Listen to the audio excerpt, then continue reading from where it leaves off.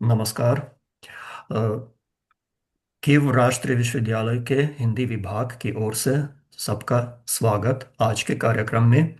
हमारा आज का कार्यक्रम अंतर्राष्ट्रीय मातृभाषा दिवस को समर्पित है। हम ये जानते हैं कि ये दिवस, इसकी जो उत्पत्ति है, इस त्योहार की उत्पत्ति वो भारत से ही आ रही है। 1952 में कुछ घटना घटित हुई थी बंगाल में, जब अपनी भाषा की रक्षा में छात्र लोग सड़क पर उतरे थे और सरकार से लड़े थे। तो तब से ये दिवस मनाया जाता है अंतर्राष्ट्रीय मातृभाषा दिवस के रूप में। और हर मौके पर, हर साल में हम अपने लिए भारत से जुड़ी कुछ नई भाषाई जानकारी प्राप्त करने की कोशिश करते हैं। तो ये हिंदी विभाग है, अधिकतर हम हिंदी ही पढ़ते हैं, हिंदी साहित्य। किंतु हमारे छात्रों को, हमें ऐसा लगता है कि पूरा ज्ञान होना चाहिए कि हिंदी के अलावा और कौन कौन सी भाषाएं बोली जाती है भारत में। सब तो हम नहीं सीख पाएंगे, पर थोड़ी थोड़ी जानकारी हम रख सकते हैं और पहचान सकते हैं। मैं अपनी ओर से बताऊंगा कि मुझे जितना शौक है द्रविड़ भाषाओं का और वहाँ की संस्कृतियों का, तो आजकल थोड़े अनुभव से वो जब लिखा हुआ देखता हूँ द्रविड़ स्क्रिप्ट में, तो पहचान पाता हूँ कि कहाँ मलयालम है, कहाँ तमिल है, कहाँ कहाँ तेलुगु का कन्नड़ है।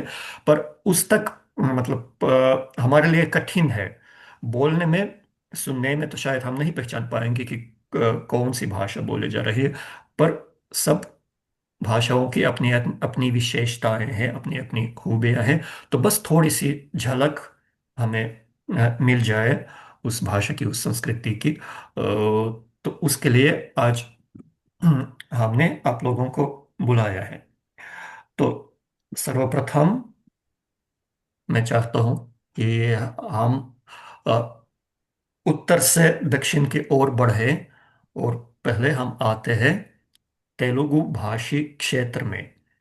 और तेलुगु भाषा के बारे में आज हमें बताएंगे डॉक्टर विजया सेठी, जो कि assistant professor department of Hindi. Sir. हाँ, विजय सतीश है वो नाम मेरा। सतीश। सतीश है। सतीश। या। क्षमा हाँ, कीजिए, शायद वो गलती कोई हो बात गई थी। नहीं। विजय सतीश जी।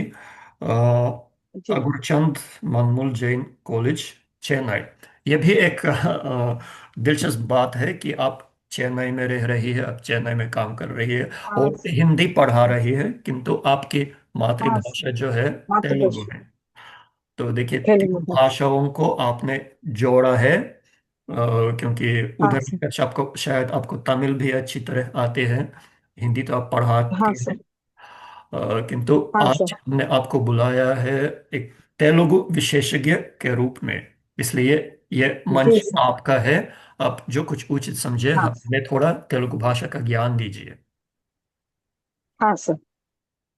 सबका मेरा नमस्कार।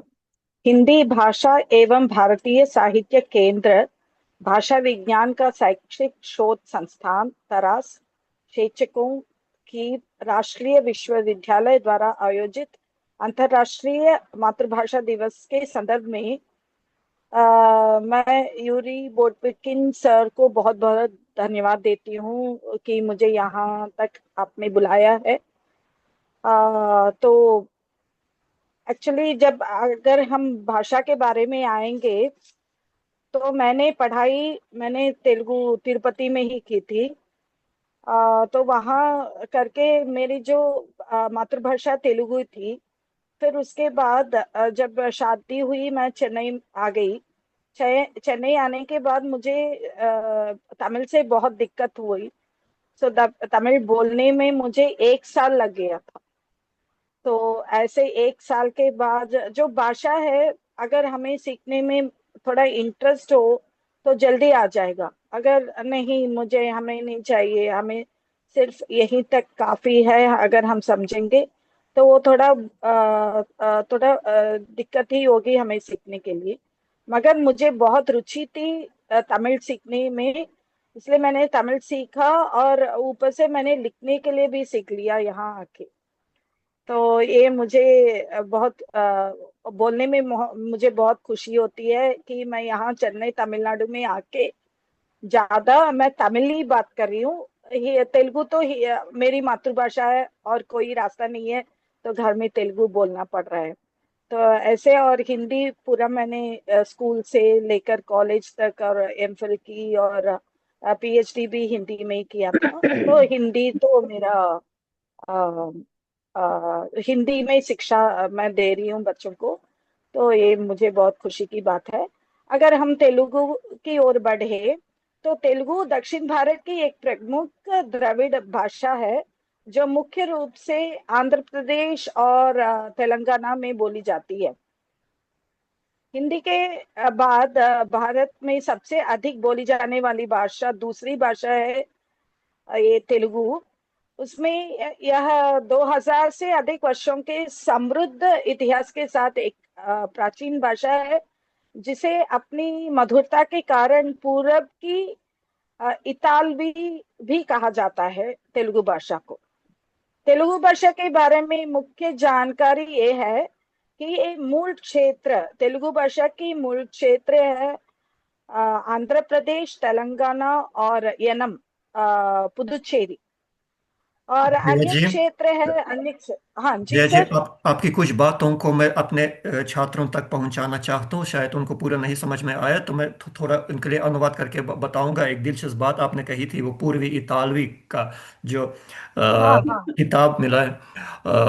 Telugu називають італійською мовою Сходу, тобто за її милозвучність. Щойно пані Віджея сказала, що це друга за кількістю мовців мова Індії. Ми колись говорили з вами, що другою мовою є бенгальська, але це з врахуванням Бангладешу, так? А саме в межах сучасної Індії другою за кількістю мовців є телугу. अ, आपने कहा कि ये हिंदी के बाद दूसरी सबसे ज्यादा बोली जाने वाली भाषा है। तो जैसे हमने पहले स्टूडेंट्स को ये तेलुगु। बताया था कि दूसरी भारतीय सबसे बड़ी भाषा वो बंगाली है, तो मैंने बताया कि इसलिए बताया था क्योंकि हमने बांग्लादेश को भी शामिल किया था उसमें। लेकिन अगर सिर्फ भारत को देखें तो दूसरी भाषा तेलुगु ओके। होगी। जी। तेलुगु है सर। ठीक है सर। अन्य क्षेत्र जहाँ तेलुगु बोली जाती है वो कर्नाटक, महाराष्ट्र, तमिलनाडु और ओडिशा। अगर ओडिशा में भी हम देखेंगे तो ज्यादा लोग तेलुगु बोलने वाले ज्यादा हैं वहां पर। और दुनिया भर में 7 करोड़ से अधिक लोग तेलुगु बोलते हैं। लिपि, अगर हम लिपि के ओर देखेंगे, तो तेलुगु की जो लिपि है ब्राह्मी लिपि से हुआ है, जो हिंदी में हम देवनागरी लिपि बोलते हैं उसको। और विशेषतः तेलुगु के अधिकांश शब्द स्वर के साथ समाप्त हो जाते हैं। इसे अत्यंत मधुर बनाता है। और संस्कृत का प्रभाव भी है तेलुगु भाषा में। और इसमें लगभग 75 संस्कृत शब्द शामिल होते हैं तेलुगु में। और ऐतिहासिक संदर्भ में हम देखेंगे तो इस भाषा का पुराना नाम है त्रिलिंग। उसको क्या बोलते हैं? त्रिलिंग। अर्थात 3 पवित्र शिवलिंगों से संबंधित है। तो ये भाषा 3 शिवलिंगों से संबंधित है। तो इसका साहित्य इतिहास 11वीं शताब्दी से मिलता है, जिसमें प्रबंधम और काव्यम जैसी शैलियां लोकप्रिय है। तो हिंदी, मैं 2-3 शब्द हिंदी से और तेलुगु से मैं बोल सकती हूँ सर। जी जैसे बिल्कुल। नमस्ते। हम्म। नमस्ते को हम तेलुगु में नमस्कारम बोलते हैं। हम्म। और आप कैसे हैं? मीरू एला उन्नारू। मीरू एला उन्नारू। आप मीन्स मीरू। वही हम तुम बोलेंगे तो नुव्वु एला उन्नाव। हम्म। तो वहाँ रिस्पेक्ट की बात आती है। और आप, अगर मैं आपसे पूछूं आपका नाम क्या है? मी पेर एमी। मी पेर एमी मीतेर। मतलब है आपका नाम क्या है। हम्म। तो आप बोलेंगे आपका नाम मुझे ना पेरू। तब आप बोलेंगे मेरा नाम, मेरा नाम है ना पेरू। तो धन्यवाद के लिए धन्यवादालु, तो हम्म। बोलेंगे धन्यवादालु। और मैंने एक इसके संदर्भ में मैंने एक कविता भी लिखी है। मतलब कविता लिखी नहीं है, उसका तेलुगु से मैंने लेकर उसका हिंदी में अनुवाद किया है। तो तेलुगु का एक कविता है, सत्यानंदा कुमार जी ने लिखा है, तो उसको हिंदी में अनुवाद करके मैं बोलूंगी। तेलुगु वीर एवरु दीक्ष भुनि सागरा దేశమంతా స్వచ్ఛ కోరి తిరుగుబాటు చెయ్యరా దారుణ మారున కందకు తట్టలిల్ల వద్దురా నీతి ఏని శాసనాలు నేటి నుండు రద్దురా నుద్దురువద్దు పెత్తరవద్దు నింగి నీకు హద్దురా ఎవ్వడు వాడు ఎచ్చేటి వాడు ఇటి వచ్చని తెల్లవద్దురా కందబలం గుండబలం కబలించిన దుండ నీడు మానధనం ప్రాణధనం దోచుకొని దొంగవాడు तगिन शास्ति చెయ్యరా तरिमी तरिमी కొట్టరా। मतलब है सर कि लोगों से बोलते हैं कि इस समाज में ये सोसाइटी में सिर्फ लोगों की सोसाइटी है और आपको नीचा दिखाने वाला कोई नहीं है। आप धैर्य के साथ आगे बढ़े, आपको कोई गलत बोलने वाला कोई नहीं है, तो डरने की कोई बात नहीं।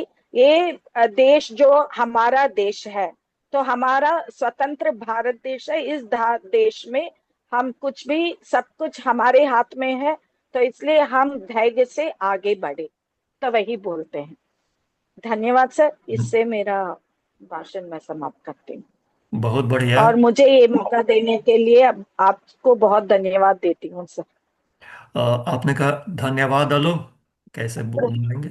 हाँ सर, धन्यवाद। धन्यवाद धालू। धन्यवाद अलो। हाँ बहुत जी सुंदर। सर। और छात्रों ने ये सुना होगा कि जब विजया जी ने कविता सुनाई कि कुछ भी हिंदी से नहीं मिलता जुलता है, बस थोड़े शब्दों हाँ को छोड़कर ये बिल्कुल अन्य भाषा समूह की भाषा है। पर बहुत सुंदर है सुनने में। Może zrozumiałe цей момент, сказала пані Віджея, що здебільшого слова закінчуються на голосну в телугу, і тому вона звучить отак, як і тому її називають італійською сходу.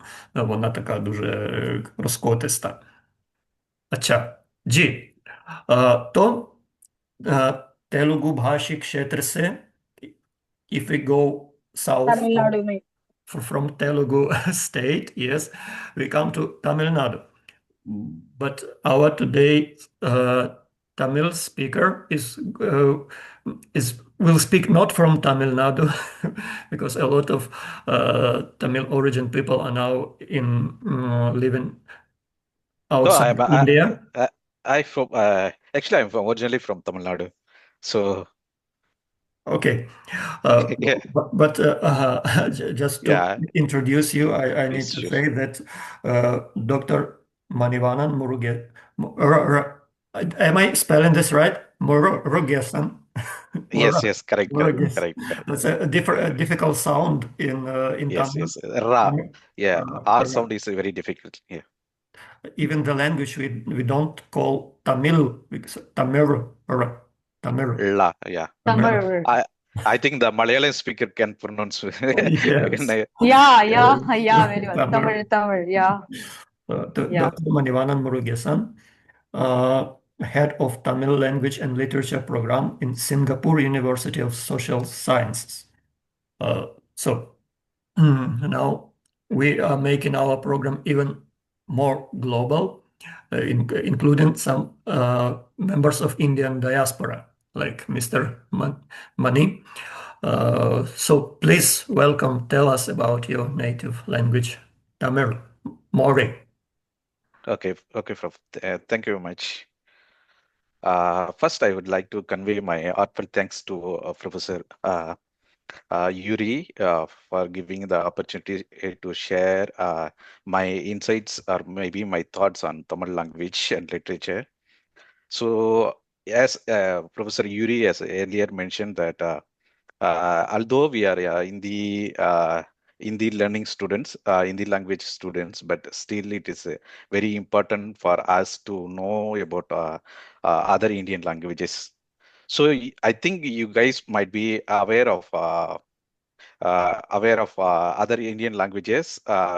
India is the country where they have multicultural, multiple languages has been spoken throughout the many through ancient to till modern days. So we have more than 3,000 languages. Of course, the Indian government has been scheduled 22 official languages. So Tamil is one of the official languages in India. Of course, it's the native language of Tamil Nadu, which is part of India. Then the Tamil has been official language in Sri Lanka and Singapore. So Tamil language has been spoken worldwide. Of course, the Tamil speakers not as much as like Hindi speaker, not like other Telugu speaker, but Hindi is widely spoken around the world. So the Dravidian languages, of course, I'm very comfortable in Hindi, but I cannot articulate the entire session in Hindi. So that's why I choose Okay. the medium of articulation will be in English. So the Dravidian languages, already we have mentioned that there are many Dravidian languages. The major Dravidian languages, Tamil, Malayalam, Kannadam, and Telugu are considered as a major Dravidian languages. So in the 18th century, Robert Caldwell is the first person actually identify the great feature of Dravidian languages and as well as the Tamil language. So he is the first person actually the Indian the history of Indian literature and Indian languages has assumed that many of these language derived from Sanskrit. But the Robert Caldwell was the first person identified that Dravidian languages not derived from Sanskrit. Right. So he's the first person. The book is widely available. If you are interested, you can have a book. It's freely available on just a Google search. A simple Google search can produce the materials. So the Dravidian languages, if you noted, if you see the picture, actually there is a tree. It's called Proto-Dravidian languages. So from Proto-Dravidian languages, there are many languages. It's almost 26 Dravidian languages has been identified and listed. So the first language from Proto-Dravidian was the Tamil language. So that's why they mentioned the number one is Tamil, then Malayalam, then they mention all other Dravidian languages.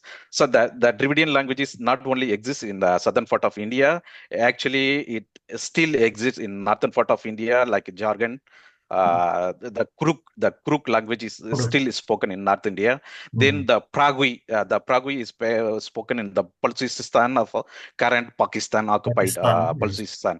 Yeah, so the Pragui language also it's a Dravidian language family. So recently there is a evidence history should be a given and take policy.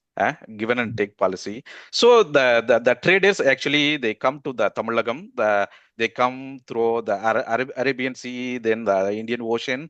Then they had trade with the Tamil land that we call the Tamilagam. So there are inscription the Tamil traveler, Tamil trader who traveled the Rome, and he actually is a tourist. He is a trader. At the same time, he visited the Egyptians Valley of the Kings. So recently, there is a archaeological evidence which is found in the tombs. Actually, it's written in Tamil Brahmi. So in the Brahmi, the letters written in the ancient period in Tamil in India was two different scripts. One is Tamil Brahmi, another is Ashokan Brahmi. So the Tamil Brahmi has been found in the Sindhu Valley, which is part of the Pakistan and the Central Asia part. So if you see the history, actually, it's very interesting. The Tamil language has a lot of historical evidence. Tamil language is the only language has almost 60,000 archaeological evidence. Archaeological evidence found in India. 16,000, not just Mm. 1,600 kind of thing. So if you see the development of Tamil scripts, the scripts, actually here we mentioned it's approximately we are mentioning. It's not we because we don't have the historical documents that say the which year the Tamil language has been evolved. But this is the brief picture the from BC 3rd century to until 9th century how the Tamil scripts like alphabet and consonants have been evolved over the year. So this is the script actually from 3rd century to then 3rd century BC to AD 19th century. So the Tamil language is the only language has been listed as a classical language category by UNESCO in 2004.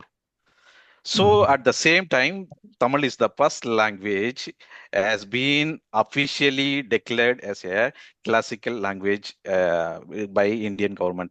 So it was the first language in 2004, then followed by Sanskrit. Sanskrit was the 2005. So if you see of course it's because of the political reason. Then the other languages, Kannada and Telugu, has been given the classical status in 2008. Then Malayalam was 2013. Then Odia was 2014. Then Marathi, Pali, Prakrit, Assamese, and Bengalis has been given 2024. So of course, I will not say any controversy things, but it's due to political reasons. All this language has been given as a classical language. But worldwide, the scholars, if you ask the scholars, the philologists, if you ask the philologists, they will not consider all this language as a classical language. Mhm. Uh, What we have heard that this debates between Sanskrit and Tamil, who is more ancient? Like, yeah, but it is not about yeah. Of course, my mother is more beautiful than any other's mother. So it's we are human being, yeah. Yes, So, yeah. but we have to of approach course. this we have to approach this as a not a emotional way. We are scholars. We have to think and we have to analyze the facts. Then Yeah. only we come to know that the language. So each and every language actually we should be appreciated. So we are not coming the way whether it's a first language has been approved as a classical status. Just giving the brief history of how the classical status has been given by the government of India. Okay, Mm. then the Tamil has been spoken. As earlier I said, Tamil has been spoken by worldwide. So Tamil is predominantly spoken in India, Sri Lanka, Malaysia, and Singapore. Of course, the other continent like Indonesia, UK, Canada, Mauritius, Australia, USA, South Africa, and more than many countries. In many countries, the Tamil language has been spoken. More than 80 million speakers the worldwide. Mm. So if you see the population, the country wise, of course you can assume how the number of Tamil speaker around the world. Mm. So then, yeah, the interesting part is actually many other Indian languages. Actually, the first written text might be literature, maybe literatures, maybe epics kind of thing. But in Tamil, the greatness of Tamil, actually, the first text was identified. It was a grammatical text. It's called Tulkapiyam. So the Tulkapi is the first grammatical text. Actually, not only talk about the language. Actually, Mm. the Ezhuthathikaram, Sollathikaram, Porulathikaram, there are three division of sutras actually written about the grammar. The first Ezhuthathikaram actually it talks about phonology and orthography. Then Sulladigaram talks about morphology and syntax. If you see the global languages, most of the language actually the grammar text actually they talk about phonology and orthography, morphology, syntax kind of thing. But Tamil is the only grammar text actually it talks about the subject matter, like Okay. conventions, literary Mhm. conventions, how the hero and heroine should be spoken in the literature.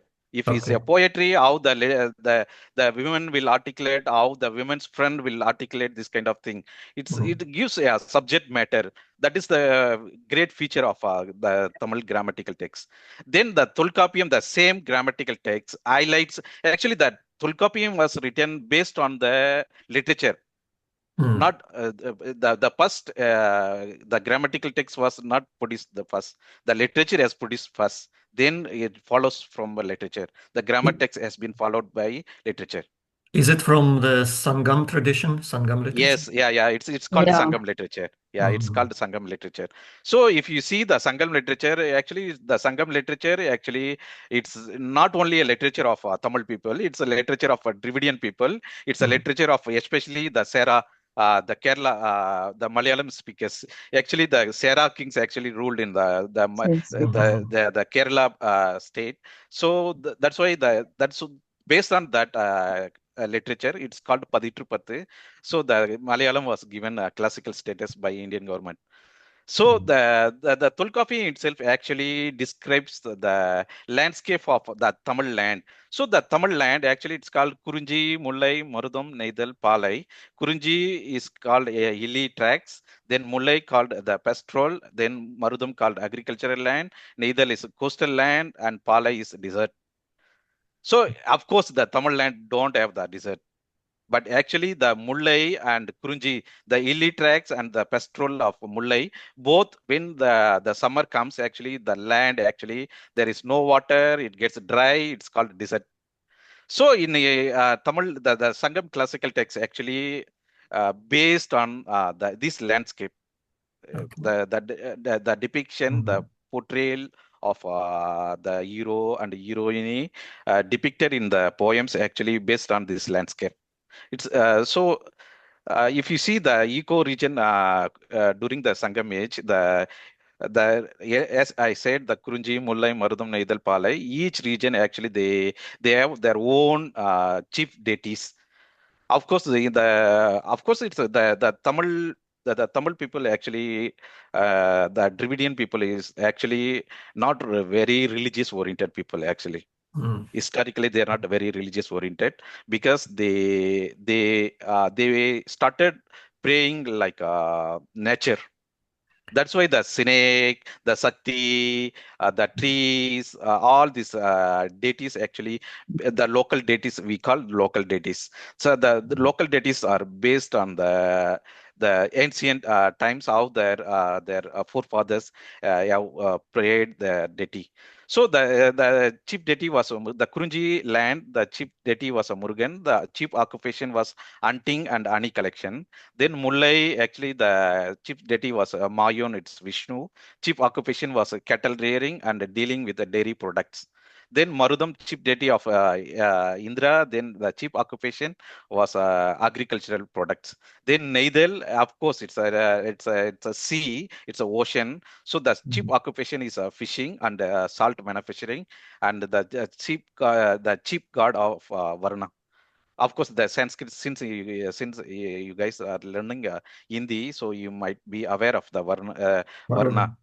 Yeah. Mhm. Then the Palai, the chief deity is a Kotravai. It's a lady deity. So chief occupation is a robbery. Barabar. Yeah, because no food in dry land, there is no food. So Okay. people will, in order to survive, actually, they will rope. So that's how actually it's based on Tulkapiyam actually describes, then it reflects what Tulkapiyam has highlighted. The Sangam literature actually describes. So the well-known classical Tamil literature is of course, we call Ettu Togai and Pattu Pattu, the eight anthologies, a collection of, it has been written like almost 3,000 years back, and each poems is written by individual authors, and it collected letter. during the we do have a Sangam period. It's Sangam. We have the three stage of the Sangam period. So this collection was made during the last Sangam period. So that's why it's called the Sangam literature. The Sangam means actually the poets and the kings actually they come together and they collect all the poems and make the anthologies. So we call எட்டு தொகை and பத்து பாட்டு. It's 8 anthology and the 10 long poems. So if you see these Sangam love poetry and poems of love and war actually easily available in a simple Google search can produce these classical texts. So it's translated by well-known authors from US. And Indian authors A.K. Ramanujam, who has worked at University of Chicago, and Marthan Selby, who has been worked in American universities. So the 400 songs of war and wisdom. Actually, if you see, then the Tirukural has been translated. If you see the worldwide, most of the translation actually follow by Bible. After Bible, there might be a Quran. Then actually the Tirukural was translated in many languages. Mhm. So it's the Tirukural is it's moral value. It is collection of moral values. It's not only the moral values. Actually, it gives it's how the humankind should be. So the Tamil literature actually based on not religious perspective. The Tamil literature has been the classical Tamil literature has been written based on common people's life. Mm. It's not it never portrayed God's life. Mhm. It's common people's literature. It's a literature of humankind. So then, if you see of course, we do see in India it's a diverse, and right now it's a the Hindutva, the radical, the hardcore Hindutva ideology has been Mhm. spoken. But if you see the Tamil Nadu's map, if you see the highest number of Hindu temple is in Temples. Tamil Nadu. Yes, actually, sir, Temples. this very map, before I used to show to our students. Okay. Yes, we all have seen this, and it's really amazing numbers.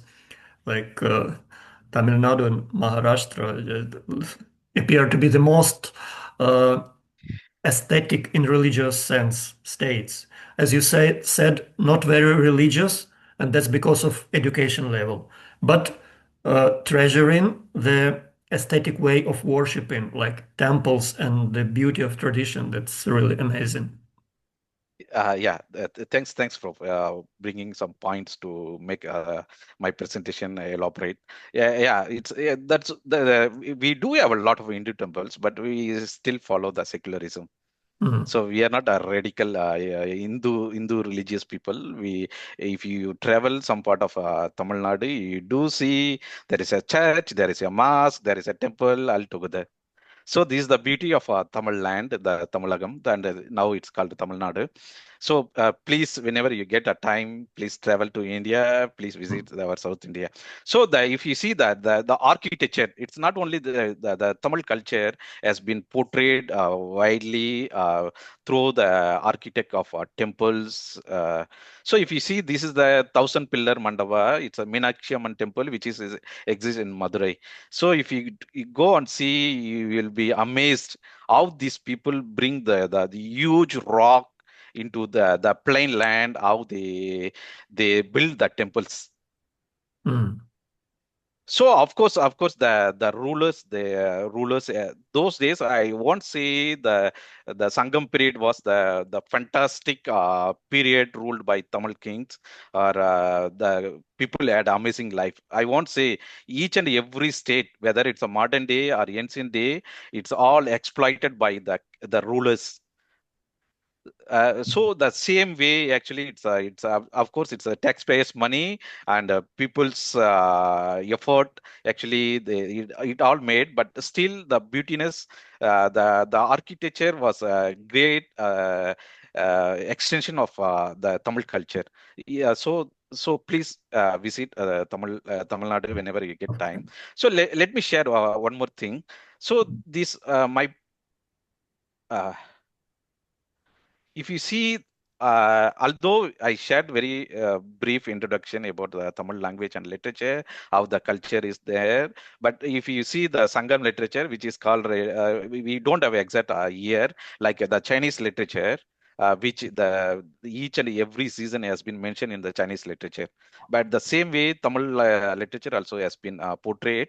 But we don't have the history of authors, history of the poets. So it's we take the names from the best sentence from the poetry, then we give the name. So that's how the 8 anthology and 10 long poems have been identified and named. Even the Tulkapiyam, actually, we don't have the exact name of the first grammar text in Tamil language. So we say Tulkapiyam. Tul means epic, ancient, and Copyam means it's of course the epic. So that's how we named the grammatical text. So we don't know the exact author. So as I earlier mentioned, actually the Tamil literature, actually the love poems, there are no names, there is no hero names, there is no heroine names, has been mentioned. So because love is common for the humankind, so anyone from anywhere, they can bring their own they can apply their own character into the poems, and they can feel and enjoy the beauty of literature. So that's why I say it's a literature of humankind. So the war poems are maybe like a heroism poetry, the heroic poetry. Heroic poetry, we do have names like as I said earlier, the Sarasola Pandya, the kings of rulers, different part of Tamil Nadu has been mentioned, and the small town kings. The small town kings also has been mentioned, and there are literature where it talks about the common people. So Tamil literature is the first literature. Actually, the first epic was Silapadigaram and Manimegalai. If you see the great epic, whether it's maybe a Greek or a Latin, if you see this literature, all actually portrays the heroes as a king's life. But Tamil epics actually it talks about the common people, the common character. Eh, So Right. that is the beauty of Tamil literature. So what these slides, actually we have Sangam literature, and it produce archaeological evidence. So history should be written based on textual, epigraphy, archaeological evidence, ethnography. We do have all this part. If you see this, almost I have 330 slides. Of course, the excavation from the early historical sites, the Kodumanal, Porundal, Tandikudi, Pattanam. Now there is we call in Madurai. There is a recent archaeological evidence have been found. So it brings before common BC 6th century. So, of course, the government, the archaeologists have been submitted the report, but the Indian government not ready to accept. Of course, there might be a political reason. They might be have their own agenda. We don't bother, but we do have evidence. All this kind of evidence. So this is the archaeological evidence, archaeological sites throughout the Dravidian state, like Andhra Pradesh, Karnataka, then Tamil Nadu and Kerala. So yeah. So anyway, these are we do have a gemstone technology. So the industrial technology, which is evolved in Tamil culture. So there are many evidence has been found. So if you feel, if you are Yes, interested, I of am very course. open to share these slides with Prof. Yuri. So please, Yes. you guys may have a look. So thank you very much. I Yeah. conclude my presentation here. Thanks for the opportunity, giving opportunity for me to speak during the International Mother Language Day. So we have to appreciate each other, each of every languages. So thanks, Prof. Yuri, for your kind opportunity. Mani sir, Nandri, Nandri, if you Nandri, Nandri, say Nandri. in Tamil. And in the end, could you please teach us some phrases like how are you? And thank you so that our students can Yeah, sure, can sure, sure, sure, repeat. Prof. Yeah. Mm. Do I need to continue now, or No, no, maybe at the end? you can. Okay, let's say uh, I'm glad to meet you. How would you say in Tamil? உங்களை சந்தித்தது மிக்க மகிழ்ச்சி. So I think no, It's very, no, very challenging. So we may no. just simple way, the greetings we call vanakkam. So whether it's like dobre den, we afternoon we say in Ukrainian language we say dobre Mm. den, right? So we don't need to follow like kalai vanakkam, malai vanakkam, or iravu vanakkam. We just say vanakkam. Vanakkam is Mm.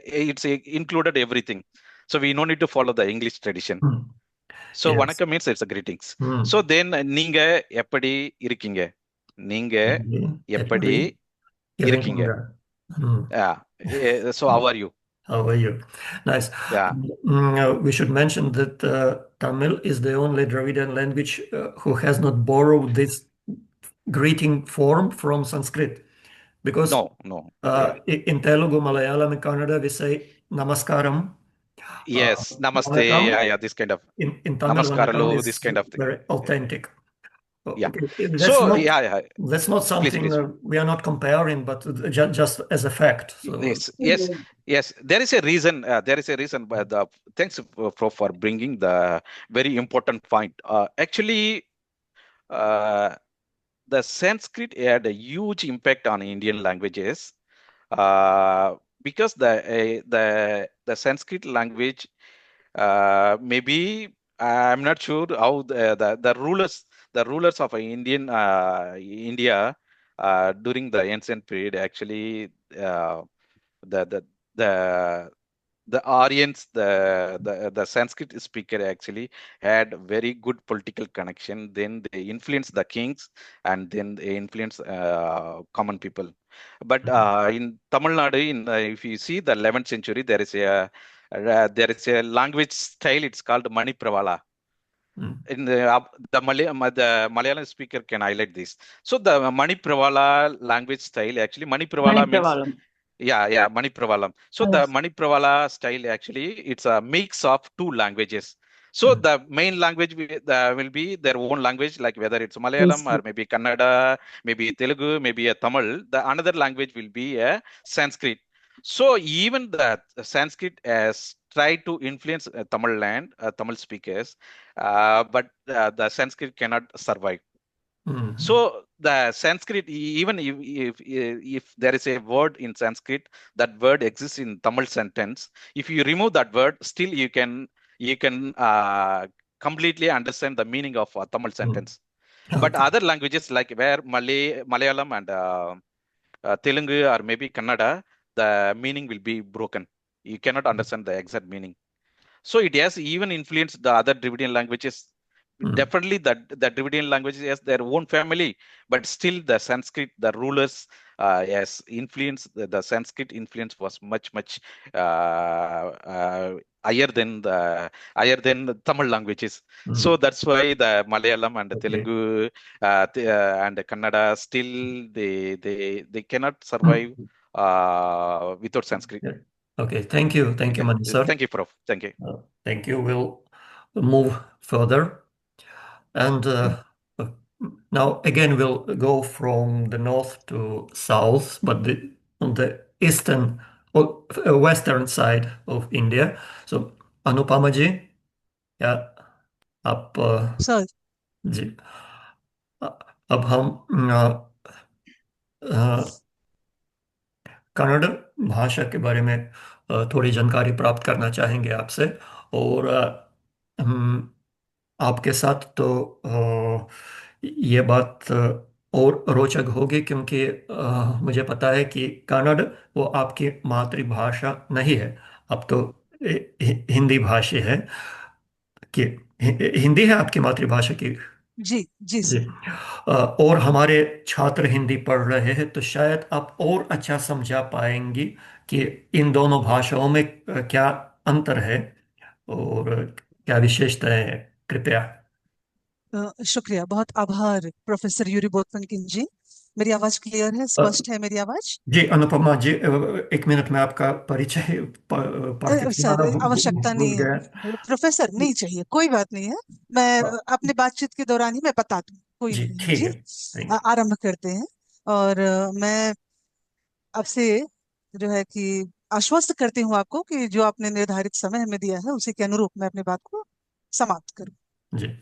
तो सबसे पहले ये कि 20 फरवरी, जो कि आपने भारत के उद्देश्य को बताया कि हम इस दिन को हम क्यों जो है कि समारोह की तरह मनाते हैं, या आज हम सब यहाँ पर एकत्रित हुए हैं इस अंतर्राष्ट्रीय पटल पर, तो उसका कारण क्या है कि हम सब यहाँ पे अपनी मातृभाषा दिवस, जो अब अंतर्राष्ट्रीय स्तर पे मनाई जा रही है, उसके आयोजन के लिए, उसके निमित्त हम सब यहाँ पर एकत्रित हुए हैं। तो आप सबके मातृभाषा दिवस की बहुत सारी शुभकामनाएं और बधाई। जी। और प्रोफेसर यूरी, अ, हम और आप करीब विगत 2 वर्षों से जुड़े हुए हैं, और जितनी भी बार हमारी और आपकी बातचीत होती है या फिर किसी संदेश को मैं आपके पढ़ती हूँ, तो मैंने हमेशा आपसे सीखा है। तो आरंभ करते हैं, और इस अवसर को देने के लिए बहुत ही अग्रिम आभार आपका। तो मेरे साथ इस चर्चा में आमंत्रित doctor Vijaya Satish ji, research scholar देवी प्रिया जी, और बंधुवर डॉक्टर मणिवन्नन मुरुगेशन जी। अगर उच्चारण में कोई त्रुटि हो गई हो तो मैं माफी चाहती हूँ, शुक्रिया। तो हम भारतीय भाषाओं पे जब बात कर रहे हैं, आज का जो समय है, हम ये कह रहे हैं कि वैश्विक समय चल रहा है, ग्लोबलाइजेशन की सब बात कर रहे हैं, वैश्विक संदर्भ में बात कर रही है। बहुत सारे चैलेंजेस हैं, बहुत सारी चुनौतियां हैं। इनके बीच में अन्य किसी भी देश में नहीं, लेकिन भारत एक ऐसा देश है जहां आज भी भाषिक द्वंद को लेकर के या भाषिक अस्मिता को लेकर के आज भी लोगों की लड़ाई जारी। हम्म। अ, मैं आपके छात्र जो मेरी बात समझ रहे होंगे, मैं बहुत ही सरल हिंदी शब्दों का प्रयोग कर रही हूँ, शायद ये उनके लिए अच्छा रहेगा। मैं यह बताना चाहूंगी कि मुझसे पहले हमारे जो प्रोफेसर हैं मुरुगेसन जी, उन्होंने एक बहुत ही अच्छा प्रेजेंटेशन दिया वट वृक्ष शाखा की, उन सारी भाषाएं की उत्पत्ति कैसे हुई और कैसे एक सिद्धांत ने अंतर्राष्ट्रीय पटल पे अपनी पहचान बनाई। हम्म। मैं आपको बताना चाहूंगी प्रोफेसर, मैं देख रही थी कि वो सिंगापुर में कार्यरत हैं और आप कीव यूनिवर्सिटी में हैं। भारत में भाषाओं को लेकर के आज के समय की मैं बात कर रही हूँ, विगत या पिछले समय में जो हुआ था मैं उसमें तो नहीं जाना चाहती हूँ। वर्तमान समय में भाषाओं को लेकर के लोगों में बहुत अधिक एक जागरूकता आई है जी। कि हमारी भाषा ही क्यों। हम्म। जो भारत सरकार है, भारत सरकार एक नए संस्थान का यहाँ पे संगठन हुआ है, विगत 5 वर्षों से वो कार्य कर रही है, जिसका नाम है भारतीय भाषा समिति। हम उसे बीबीएस भी बुलाते हैं। बीबीएस ने एक बहुत ही बड़ा सर्वे कराया, और सर्वे के दौरान उन्होंने 2 पुस्तकों की वैल्यूम निकाली। उन पुस्तकों का नाम है भारतीय भाषा परिवार एक फ्रेम। उस पुस्तक का जो प्रणयन आप कह लीजिए, या फिर उसका जो लोकार्पण है, वो हमारे भी विश्वविद्यालय में हुआ था। और उसमें जब जितने भी लेख एकत्रित हुए थे, तो उस लेख का जो उद्देश्य है, वो सारे उस पुस्तक का जो उद्देश्य है, वो यह बताया गया कि जो वटवृक्ष सिद्धांत पूरे विश्व में फैल रही है, लोग वो कर रहे हैं। तो मैं एक बात कहना चाहूंगी प्रोफेसर कि आप यूक्रेन में बैठ करके हिंदी सीख रहे हैं और बता रहे हैं मैं भारत से कर रही हूँ। मैं जो चीज देखूंगी या जो स्थिति में देखूंगी, मेरी दृष्टि अलग होगी, और आप जो देखेंगे वो आप अपनी दृष्टि से देखेंगे। जी। मैं आपको भी मना नहीं कर सकती क्योंकि आप अपने लिए स्वतंत्र हैं, और आप मुझे भी मना नहीं कर सकते क्योंकि वह मेरी अपनी वैचारिकता है। हम्म।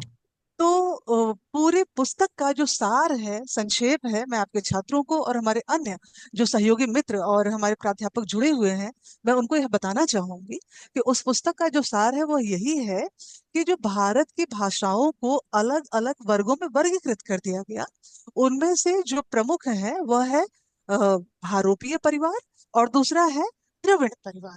इन जी। दो का जो, जिसे हम कॉन्फ्लिक्ट कहते हैं या विवाद कहते हैं, वो अधिक है। हम्म। लेकिन अब जो कार्य आरंभ हुआ है, उसका मोटो या उद्देश्य यही है कि वास्तव में, जैसे हमारे प्रोफेसर बता रहे थे कि तमिल संस्कृत से भी पुरानी भाषा है, मैं उसका सम्मान करती हूँ, पर है तो भारत की ही। आप सिंगापुर में बैठे हुए हैं तो आप तमिलनाडु का प्रतिनिधित्व नहीं कर रहे हैं, आप भारत का प्रतिनिधित्व कर रहे हैं। तो चाहे आप संस्कृत को लेके जाए, चाहे तमिल को लेके जाए, भारत का ही आप उन्नत लेके जा रहे हैं। तो भारत की जितनी भी भाषाएं हैं, उनमें इतनी भी भिन्नता नहीं है कि उन्हें अलग अलग परिवारों में वर्गीकृत किया जा सके। तो ये एक बात मैं समझाना चाहूंगी। मैं आशा करती हूँ कि आप मेरी बात को समझ रहे हैं कि मैं कहना क्या चाहती हूँ। जी। अब मैं आती हूँ द्रविड़ परिवार पे।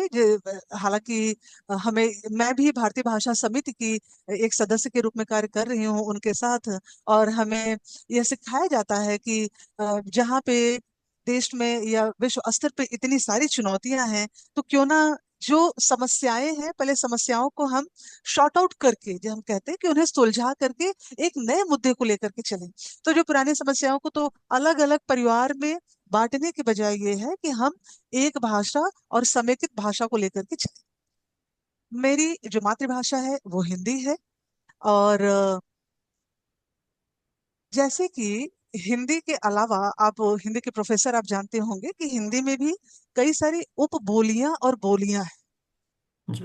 अगर आप भारत आते होंगे तो जब आप उत्तर भारत में जाते होंगे और आप वहाँ की हिंदी सुनते होंगे, तो वहाँ पे खड़ी बोली बोली हिंदी बोली जाती है। हम्म। और अगर आप राजस्थान की ओर जाएंगे तो वहाँ पे राजस्थानी हिंदी बोली जाती है। अर्थात कि कई सारी भाषाओं के अंदर से भाषाएं निकली हुई हैं, पर सबको जोड़ने वाली एक ही हिंदी। और जो भी बच्चे सूरदास को पढ़े हैं, तो सूरदास की भाषा ब्रज है, तुलसीदास की भाषा अवधी है, मीरा की भाषा ब्रज है, और कबीर दास की भाषा मिली जुली है, जिसे हम लोग हिंदी में पंचमेल कहते हैं, कि पांच हम्म। भाषाओं का वो सम्मिश्रण है। लेकिन जो सब प्रतिनिधित्व करते हैं, जो एक रूप बनाते हैं, वो हिंदी का बनाते हैं कि वो हिंदी ही है।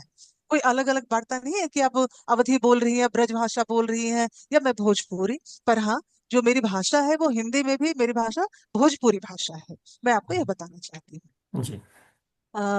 मैंने 20 वर्षों तक आंध्र प्रदेश में अपनी पढ़ाई भी की है और अपनी सेवाएं भी दी हैं शैक्षिक संस्थान में। तो मैं बहुत अच्छे से तेलुगु लिख लेती हूँ, पढ़ लेती हूँ और बोल भी लेती हूँ। और विगत 5 वर्षों से कोविड के बाद जब चीजें थोड़ी थोड़ी सामान्य होने लगी, तो तब से मुझे जो जहाँ पे मैं कार्य कर रही हूँ, जहाँ पे मेरी नौकरी है, अलायंस विश्वविद्यालय कर्नाटक में, जो भी मुझसे बन पड़ रहा है, मैं अपनी सेवाएं दे रही हूँ। और अब जैसा कि आपने कहा कि मेरी भाषा हिंदी, मातृभाषा हिंदी है, तो मैं और अधिक स्पष्ट कर सकती हूँ। बिल्कुल, जैसा कि हम सब जानते हैं, और इसके पहले के भी दो वक्ताओं ने इस बात को स्पष्ट किया कि जो भाषाएं हैं, इनका जो ओरिजिन है या जो मूल हम कहते हैं, वो संस्कृत से निकली है।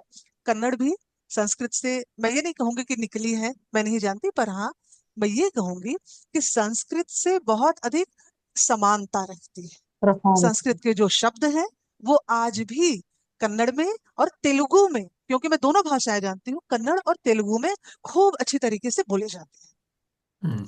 उसका कारण क्या है? उसका कारण ये है कि ये जो भारोपीय परिवार और द्रविड़ परिवार वर्गीकृत किए गए हैं, वो कॉलोनियल माइंडसेट से जिस प्रकार से वो वर्गीकृत हुए हैं, तो जो भारोपीय परिवार की भाषाएं जो बनी है, वह जो विदेशी आक्रमणकारी आए हैं, वो अलग अलग ढंग से उनकी कल्चर, उनकी संस्कृति को लेकर के वो भाषा का जो स्वरूप है, वह थोड़ा परिवर्तित होता चला गया। पहले, चाहे वह आरोपीय परिवार हो चाहे द्रविड़ परिवार हो, सबकी जो बोलने की भाषा थी वो एक ही थी, वो संस्कृत से मिलती जुलती भाषा करते थे। लेकिन जब मुगलों का प्रवेश हुआ और मुगलों में उर्दू शब्दों का या अरबिक शब्दों का इतना अधिक प्रयोग होता चला गया कि उत्तर की जितनी भी भाषाएं हैं उनमें उर्दू का प्रभाव पड़ा, और दक्षिण में ये प्रभाव नहीं आने पाया। इसलिए आज भी दक्षिण में, चाहे तेलुगु भाषा हो चाहे मलयालम भाषा हो, मैं तमिल का नाम नहीं लूंगी, प्रोफेसर ने बहुत सारी बातें बताई हैं, और चाहे कर्नाटक राज्य की भाषा हो, यहाँ पे संस्कृत के शब्दों का प्रयोग बहुलता से होता है, बहुत भारी मात्रा में होता हम्म। है। अब मैं आती हूँ, थोड़ा सा अंतर आपको बताऊंगी कि डिफरेंस क्या क्या है। जी। वर्णमाला, वर्णमाला जो है, वहां से हम सब जानते हैं कि स्वर कितने हैं, व्यंजन कितने हैं। हम्म। पहले मैं स्वरों की बात करती हूँ। स्वरों में क्या है कि हमारे यहाँ हम ये जानते हैं कि 13 स्वर है, अ आ ई उ री ए ओ औ, इतना ही है। कन्नड़ भाषा में जो ए है, हिंदी में हम दो सीखते हैं, ए और ए, कन्नड़ में वो तीन है, ए ए और आई। उसका जो प्रोनाउंस होता है, हम्म, उच्चारण जिसे हम कहते हैं, वो आई के तरीके से होता है। हम्म, और उसी प्रकार से जब हम व्यंजन में आते हैं तो व्यंजन में जो क वर्ग होता है और च वर्ग, तो क वर्ग में 5 अक्षर आते हैं, क, ख, ग, घ, अंग। लास्ट अंतिम अक्षर क्या है? अंग। अंग, मुझे नहीं पता आप कैसे हाँ, उच्चारण करते हैं, वो अंग है। हम्म, और जब च वर्ग में आते हैं तो च वर्ग में भी 5 अक्षर हैं, च, छ, ज, झ और य। य, य बुलाते हैं। तो जो हिंदी वर्णमाला के क वर्ग और च वर्ग के अंतिम जो अक्षर है, अंग और य, वो हिंदी में से लुप्त हो चुके हैं, हिंदी में उनका प्रयोग नहीं हो रहा है। और उन अक्षर को आज भी अगर जीवित रखा है तो वो दक्षिण की भाषाओं में जीवित है वो। अब जैसे मैं कहूंगी कि मुझे लिखना है मृत्युंजय, एक शब्द है मृत्युंजय, मृत्युंजय। तो जो मानक कोश जो बनाए जाते हैं या सरकार के द्वारा जो नियमावलियां पारित होती हैं, उसमें क्या है कि लिखने में बहुत आसानी हो, इसकी वजह से उन्होंने क्या किया, जो य का प्रयोग मृत्युंजय में आधा य लिखते हैं, फिर ज और य लिखते हैं। अब उसकी जगह पे कि अगर कोई भी बच्चा या लिखने वाले ऊपर एक बिंदु लगा देते हैं तो वह शब्द पूर्ण माना जाएगा और सही माना जाएगा। लेकिन कन्नड़ भाषा में और तेलुगु भाषा में भी, प्रोफेसर विजया यहाँ पे है, आप उनसे पूछ लीजिएगा कि आज भी उन अक्षरों का प्रयोग है। अर्थात यह कि हिंदी की जो वर्णमाला है, हिंदी की वर्णमाला की अपेक्षा जितने भी अक्षर हैं उससे अधिक अक्षर कन्नड़ के वर्णमालाओं में है। और हम्म, दूसरा, जैसे ही आपने कार्यक्रम आरंभ किया, वहां पे ल, जैसे हमने कहा कि आपने उच्चारण किया तमिल, तो हम बोलने वाले हैं कि हम तमिल कहते हैं। लेकिन हम्म, जो ल है, जैसे रू, आपके बच्चे, मुझे नहीं पता कि आपने कितना सिखाया है कि जो र है और र में ऊ की मात्रा लगता है, रू में भी बड़ा रू, बड़ा ऊ और छोटा ऊ, लघु हम्म, और दीर्घ। आप समझ रहे हैं सर? जी। लघु में क्या है कि अगर र है, एक हम्म, छोटा सा आप लगा देंगे तो वो क्या है कि लघु, छोटा रू हो गया। और एक छोटा सा हाइफन लगा के फिर अगर आप उसको नीचे लेकर आते हैं तो वो बड़ा रू हो जाता है, हम्म, बड़ा रू हो जाता है। तो इसी प्रकार ल भी यहाँ पे दो प्रकार का है, एक साधारण ल और दूसरा अण, ट, ठ, ड, ढ, अण, जो अंतिम अक्षर है अण।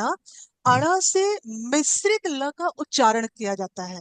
हम हम्म, केवल तमिल ना करके उसमें हल्का सा अण, तमिल, तमिल, आप समझ रहे हैं ना, तमिल। जी, तो तमिल। तमिलनाडु में, तमिल भाषा में इसका उच्चारण भरपूर होता है। और हम्म, यही कारण है कि उच्चारण करने में थोड़ा हम्म, क्लिष्ट हम लोग आभास होता है, हमको थोड़ा सा कठिन लगता है, और उच्चारण की दृष्टि से वो हमारे लिए थोड़ा सा मुश्किल हो जाता है। हम्म, तो जो कन्नड़ भाषा है, कन्नड़ भाषा में जो वर्णमाला है वो हिंदी की अपेक्षा उसमें जो अक्षर है वो अधिक है, और जो उच्चारण करते हैं बड़े ठहराव के साथ करते हैं।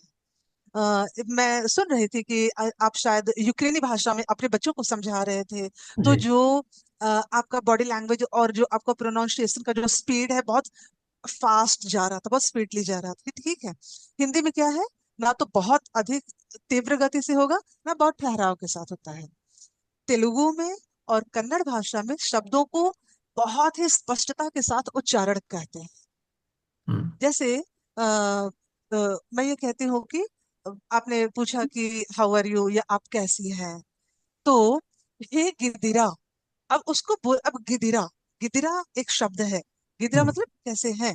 हम्म, तो अब ऐसा नहीं कि अब अगर मैं हिंदी में उसे लिख दूं तो पढ़ने वाले क्या है, हे गिदिरा, हम्म, मीन्स कि डिपेंड्स टू द पर्सन कि वो उसको कैसे वो उच्चारण करते हैं, और बहुत ही जल्दी से पढ़ लेंगे।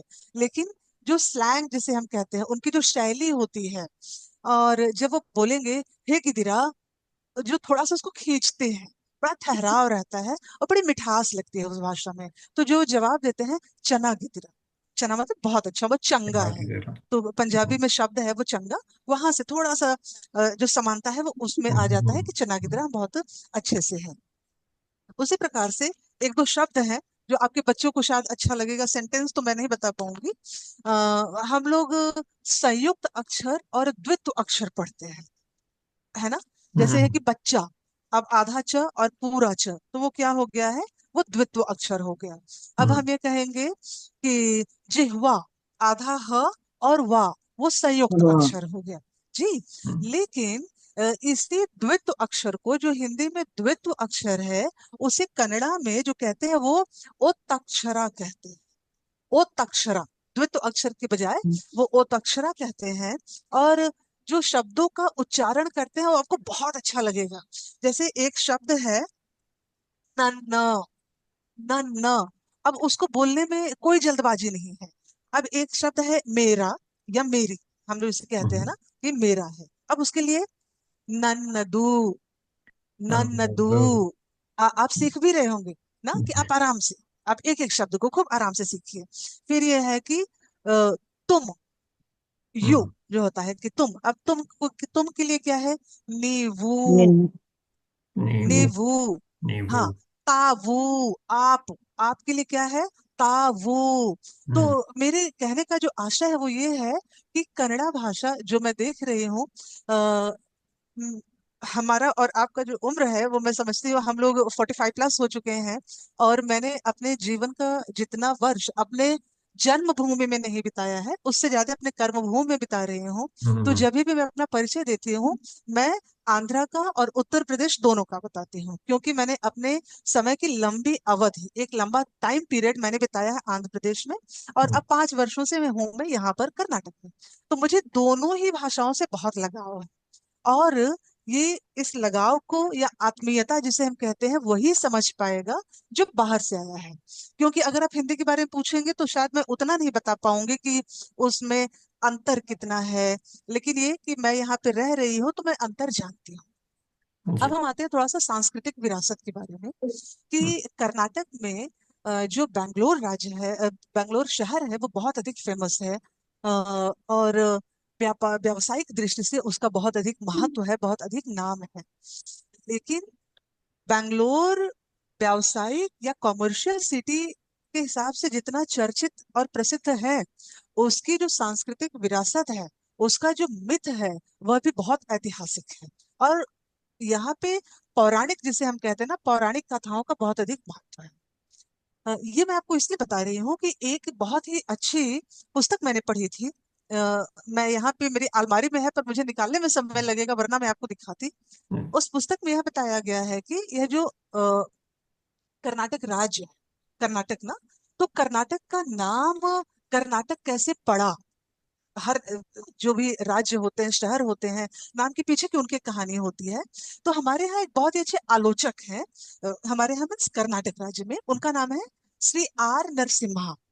आर नरसिम्हा जी ने अपनी पुस्तक में लिखा कि कम्मित नाडु, कम्मित नाडु, कम्मित नाडु, कम्मित मीन्स क्या होता है, सुगंध, हम्म। सुगंध, खुशबू, खुशबू। जी। और नाडु मतलब देश, कि देश। कम्मित नाडु मतलब जो बहुत ही सुगंधित देश है।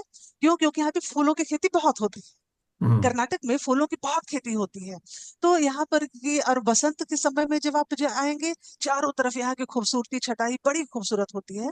तो जो सुगंधित प्रदेश है वैसे ही है। फिर एक दूसरे आए तो उन्होंने कह दिया कि करुनाडु, कम्मित नाडु बदला किसमें, करुनाडु से। और वही करुनाडु परिवर्तित हुआ किसमें, कर्नाटक से, इसलिए उसका नाम कर्नाटक पड़ा। उसी प्रकार एक दूसरे जो हैं उन्होंने बताया कि करुनाडु, करुनाडु का मतलब है काली मिट्टी। जी। अर्थात और ये सच है कि जो कर्नाटक राज्य की मिट्टी है वो थोड़ी सी अन्य राज्यों की अपेक्षा थोड़ी सी काली है। तो चूंकि यहाँ की मिट्टी काली है, इसलिए इसको करुनाडु से कर्नाटक यहाँ का नाम पड़ा। हम्म। यहाँ की भाषा के बारे में मैंने बताया। यहाँ के लोगों का जो व्यवहार है, परिवार में दो चार लोग रहते हैं, हमारे और आपके बच्चे भी आपस में झगड़ते हैं कि इसने ज्यादा चॉकलेट खाई मुझे नहीं दी, या इसने मेरे बुक का पेज फाड़ दिया। तो परिवार का जो विवाद है वो दूसरी बात है, लेकिन जो आपसी सहयोग की प्रवृत्ति है या आपसी सहयोग की भावना है, लोगों का जिस तरीके से हेल्पिंग नेचर जिसे हम कहते हैं, मानवता, बहुत अधिक है। और हम्म। आज के समय में जो ग्लोबल फेस किया जा रहा है, जो चैलेंज, उसमें क्या है, ह्यूमैनिटी की बहुत ज्यादा है। तो मैं समझती हूँ कि हम और आप एक एजुकेटर हैं, हम लोग शैक्षिक जगत से जुड़े हुए लोग हैं। हमें जो संदेश देना चाहिए वो मानवता के प्रति संदेश देना चाहिए। भाषा चाहे जो भी हो, चाहे वो यूक्रेनी भाषा हो, चाहे इतालवी भाषा हो, चाहे हिंदी हो, चाहे भारत की और कोई भाषा हो, भाषा एक ही चीज सिखाती है, संस्कार। अगर मैं आके कहूं कि आप बहुत अच्छे हैं, तो आप चुपचाप मुझे कह दिए कि तू यहाँ से भाग जा, समझ रहे हैं? तो हम्म। ये जो आपने शब्दों का जो प्रयोग किया और जिस प्रकार से आपने प्रस्तुति की, वो दिखाता है कि आपका संस्कार क्या है।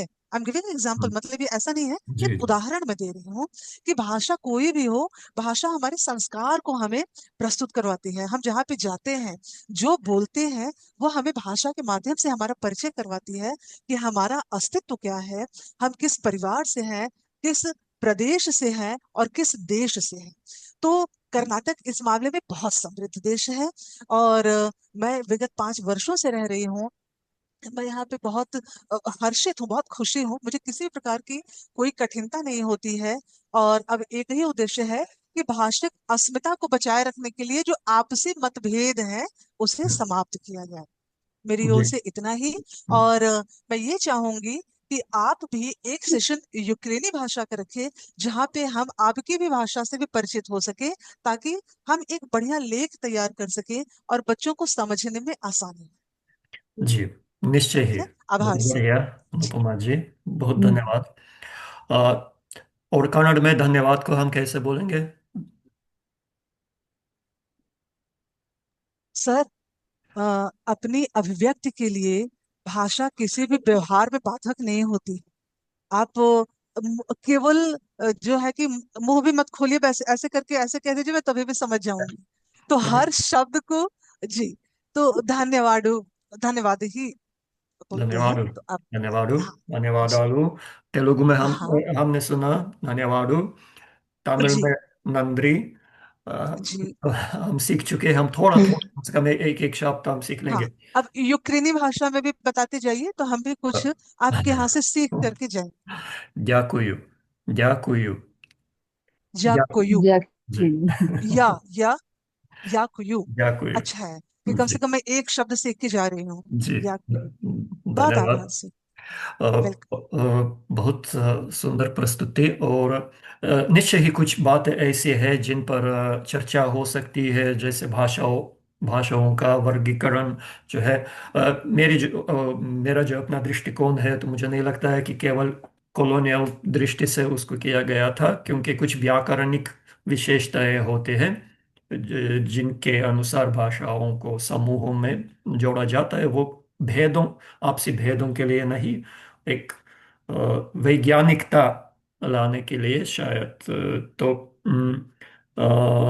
पर वो एक नाजुक सी वो नाजुक सा विषय है, एक जटिल से भी विषय है आजकल, तो और ज्यादा बनता जा रहा है, इसलिए हम ज्यादा नहीं उलझेंगे उसमें। आपका बहुत धन्यवाद अनुपमा जी। और आज हम हमारी जो अंतिम अतिथि और द्रविड़ भाषा की प्रतिनिधि, हम कर्नाटक से दक्षिण की ओर जाते हैं और एक बहुत प्रसिद्ध और विशिष्ट प्रदेश में आते हैं, केरला। केरला, जहाँ की मातृभाषा है मलयालम। और मलयालम के बारे में, हम मलयालम का परिचय हमें देंगी देवी प्रिया जी, जो कि केरला विश्वविद्यालय की शोधार्थी है, जो हिंदी साहित्य में पीएचडी कर रही हैं। तो देवी प्रिया जी, कृपया, ये मंच आपका है। नमस्ते सर। सबसे पहले अंतर्राष्ट्रीय मातृभाषा दिवस में एक संगोष्ठी के लिए मुझे बुलाए गए, आपको मेरा आभार। और ये आभासी मंच पर उपस्थित सभी विद्युत जनों का मेरा नमन। मैं देवी प्रिया केरल विश्वविद्यालय की शोधार्थी हूँ। आज मैं आप लोगों के सामने मेरा मातृभाषा मलयालम के बारे में और उनकी साहित्यिक महत्व एवं भाषा की उत्पत्ति के बारे में बताना चाहती हूँ। मातृभाषा के दिवस इस अवसर पर मेरी मलयालम के एक प्रशस्त कवि द्वारा रचित अपने मातृभाषा के महत्व बताने वाली एक कविता से मैं शुभारंभ करनी चाहती हूँ। मैं आप लोगों के लिए कविता आलाप करूंगी। कविता वो है कि तरवाटम्मा है कविता का नाम। कविता इस प्रकार है। അമ്മിഞ്ഞ പാലോലും ചോരിവാ കൊണ്ടാദ്യം അമ്മയെ തന്നെ വിളിച്ച കുഞ്ഞെ മറ്റൊരു മാതാവ് കൂടെയുണ്ടെൻ മകൻ ഉൽത്തവാത്സല്യത്തോട് ഉമനിപ്പാൻ ഈ അമ്മ നാൾതോറും ലാളിച്ചു നിൻമണി വായിലൊഴിക്കുന്നു പാലും തേനും ആ നിജ ഭാഷയാം അമ്മയോ മാധുര്യമാർന്ന സൂക്തങ്ങളെ തൂകിടുന്നു। इसका मतलब ये है कि अम्मिഞ്ഞ പാലോലും ചോരിവാ കൊണ്ടാദ്യം अम्मയെ തന്നെ വിളിച്ച കുഞ്ഞെ। जो बच्चा पैदा होता तो सबसे पहले हम माँ की दूध पीने के बाद बच्चा अपने माँ से माँ बुलाने की कोशिश करते हैं। इस तरह अपनी माँ की छाती से निकलने वाली दूध के इतना माधुर्य है वो भाषा जो अपनी मातृभाषा, उतना प्योर भी कवि बोलना चाहती हूँ। और कवि ऐसा भी पाठकों को बताना चाहती है कि तुम्हें अपनी माँ के अलावा एक और माँ है, वही तेरा मातृभाषा है। മറ്റൊരു മാതാവ് കൂടെയുണ്ടെൻ മകൻ ഉറ്റവാത്സല്യത്തോടോ മരിക്കാൻ। ये अरे आपको अपनी माँ के अलावा अपनी मातृभाषा भी अपनी माँ जैसी है। ഈ അമ്മ നാൾതോറും ലാളിച്ചു നിൻമണി വായിലൊഴിക്കുന്നു പാലും തേനും। ये माँ हर दिन एक नए नए शब्द के जरिए तुम्हें जिस तरह अपनी छाती से दूध पिलाता है उस तरह नए नए शब्द द्वारा अपनी मातृभाषा की ओर तुम्हें अपने पास ले आती है। ആ നിജ ഭാഷയാം അമ്മയോ മാധുര്യമാർന്ന സൂക്തങ്ങളെ തൂകിടുന്നു। उस तरह की निज भाषा मलयालम यानी कि जो भी हो अपनी मातृभाषा, अपनी माँ अपनी छाती से दूध पिलाते समय जिस तरह अपना प्यार और वात्सल्य अपने बच्चों को देते हैं उस तरह अपनी भाषा भी उनको दिलाती है। इस तरह प्यारा है हमारा मातृभाषा। और इतना ही नहीं, और एक कवि भी बताया है कि മറ്റുള്ള ഭാഷകൾ കേവലം ധാത്രിമാർ മർത്യനു പെറ്റമ്മ തൻ ഭാഷ താൻ। ഏതൊരു ഭാഷയും വേദവും ഏതൊരു ശാസ്ത്രവും അത് ഏതൊരു കാവ്യവും ഏതൊരാൾക്കും ഹൃദയിൽ പതിയണമെങ്കിൽ സ്വഭാഷ തൻ വക്തത്തിൽ നിന്നു താൻ കേൾക്കണം। जितना भी भाषा हम सीख लो, जितना भी भाषा हम प्यार कर लो, लेकिन जो भी चीज जो शास्त्र हो, कविता हो या जो भी विषय हो उसे आसानी से हमें समझना है तो हम अपने मातृभाषा का ही सहारा लेता है।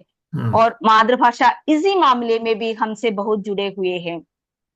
എത്ര സുന്ദരം എന്റെ മലയാളം മുത്തുപവിഴങ്ങൾ കോർത്തൊരു പൊന്നു നൂൽ പോലെ തേൻകിനിയും വാക്കിലോരിത ആർന്ന മലയാളം। ये भी ONV कुरुप बोल के हमारे प्रशस्त कवि का है।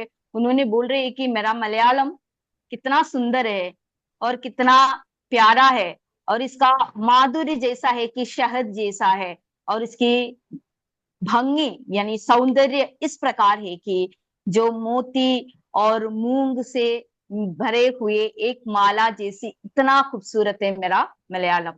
हाँ जी, मैं आप लोगों को मेरी मलयालम भाषा साहित्य एवं भाषा की उत्पत्ति की ओर एक बार और स्वागत करती हूँ। मलयालम शब्द का उत्पत्ति। मलयालम शब्द मला प्लस आलम ये दो शब्दों के सामंजस्य से बना हुआ है। मला का मतलब होता है मलय पर्वत और अलम का मतलब होता है स्थान। जो मलय पर्वत से निकट या आसपास में जुड़े हुए इलाकों में जो भाषा बोली जाती है उसे हम मलयालम कहते हैं। इसे और भी नाम है तो कैरली, मलनाड इस तरह भी ये भाषा को कहे जाते हैं। देवी प्रिया मलयालम जी, भाषा ये एक बहुत हाँ जी महत्वपूर्ण बिंदु है। तो मैं छात्रों को बताना चाहता हूँ कि मलयालम का हाँ अर्थ बिल्कुल है. बिल्कुल हाँ Щойно Девіпрія розповіла про походження самого слова малаялам, як і слово малаялі, малаялам це все пов'язано з горами. Мала це гора, і малаялам, алам це місце біля гір, тобто це Пригір'я. Тобто мова, яка розмовляється в гірському, якою розмовляється в гірському районі. जी। भारत के केरल जैसे एक केरल और उसके आसपास में जितना भी प्रदेश है वहां के लोग ज्यादातर ये मलयालम भाषा का प्रयोग करता है, जैसे कि केंद्र शासकीय प्रदेश जैसा लक्षद्वीप, पुदुचेरी, उसके निकट की माही और अंडमान निकोबार, ये सभी इलाकों में ये भाषा बहुत ज्यादा बोले जाता है। इसके अलावा विदेश में भी जितना भी लोग केरल के लोग बाहर रहते हैं वहां सबकी और भारतीय विश्वविद्यालयों में भी इस वही भाषा के साथ साथ मलयालम भी आजकल जुड़ा हुआ है। और मलयालम भाषा श्रेष्ठ भाषा पदवी यानी कल्चरल लैंग्वेज का पोजीशन मलयालम भाषा को मिला है। वो मेरा पूर्व वक्ता उन्होंने भी बताया है। वो 23 मई को और 2013 को एक श्रेष्ठ भाषा की मान्यता हमें मिला है। ये भारतीय भाषा 22 भाषाओं में 5वां दर्जा हासिल की है। ये भाषा का मलयालम जो इसके साहित्यिक महत्व के बारे में बताए तो ये इसका सही रूप से कई तरह की मतभेद अभी भी हमारे सामने है। और मलयालम बोलने वाले देशों में ये पुदुचेरी और इसके अलावा दक्षिण कर्नाटक के दक्षिण प्रदेशों में कुडक जैसे प्रदेशों में भी ये कुडक बोलते हैं, वहां पे भी ये मलयालम भाषा का इस्तेमाल लोग करते हैं।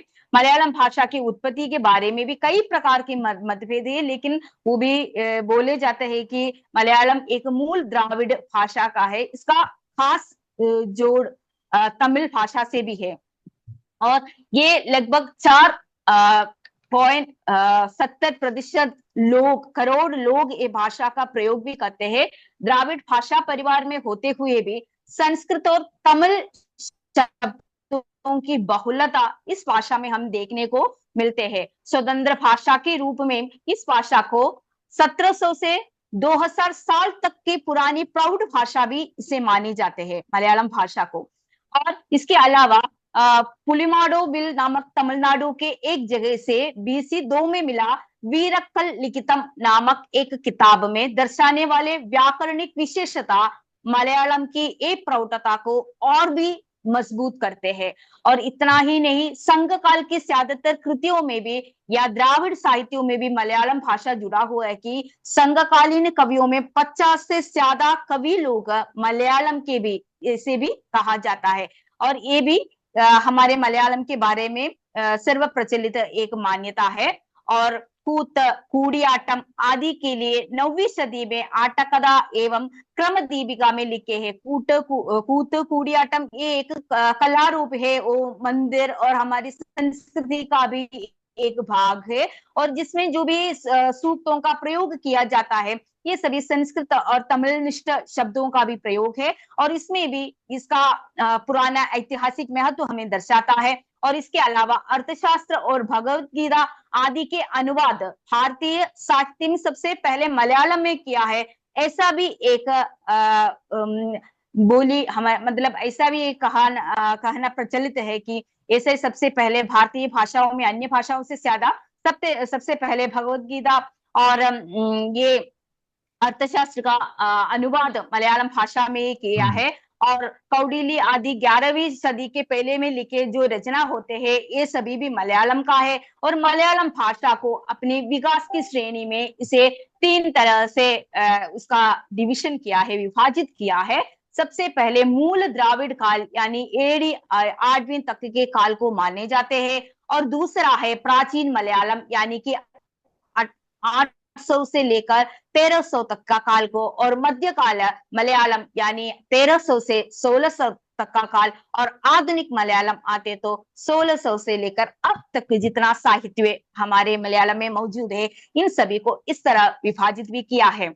और मलयालम के साहित्य महत्व पर हम अपना नजर डालें तो हमें पता चला है कि मलयालम साहित्य के प्राचीन काल लोकगीत और तमिल संस्कृत भाषाओं के साथ विकसित माने जाता है। बहुत ज्यादा लोकगीत है वो हमें बहुत ज्यादा पहले जो लिखावट यानी वट्ट ऋतु में वट्ट ऋतु बोल के एक लिपि होते हैं उसमें मलयालम साहित्य लिखते थे। और उसके पहले बोलचाल यानी कि बोली जैसे बोल के और उसके गादाएं बोलते रहते, उसके बाद में लिपिबद्ध करने लगा है। तो इसमें तमिल और संस्कृत शब्दों की बहुलता हम ऐसे पुरातन साहित्य कृतियों में हमें भी मिलते हैं। मलयालम के सबसे पुरातन लिखित चेरमर पेरुमाल बोल के राजशेखर पेरुमाल, वो तमिलनाडु के है, समय में लिखित वाड़पल्ली लिखित नामक एक खोज से प्रसिद्ध मंदिर वाड़पल्ली के महादेव जी के एक मंदिर में उपलब्ध एक लिखित यानी ग्रंथ है चेरमर पेरुमाल राजशेखर पेरुमाल के समय में लिखा हुआ वाड़पल्ली चरितम। ये वाड़पल्ली चरितम का खोज हमें मिला है, वाड़पल्ली मंदिर है, एक शिवजी का मंदिर है, वहां से मिला है।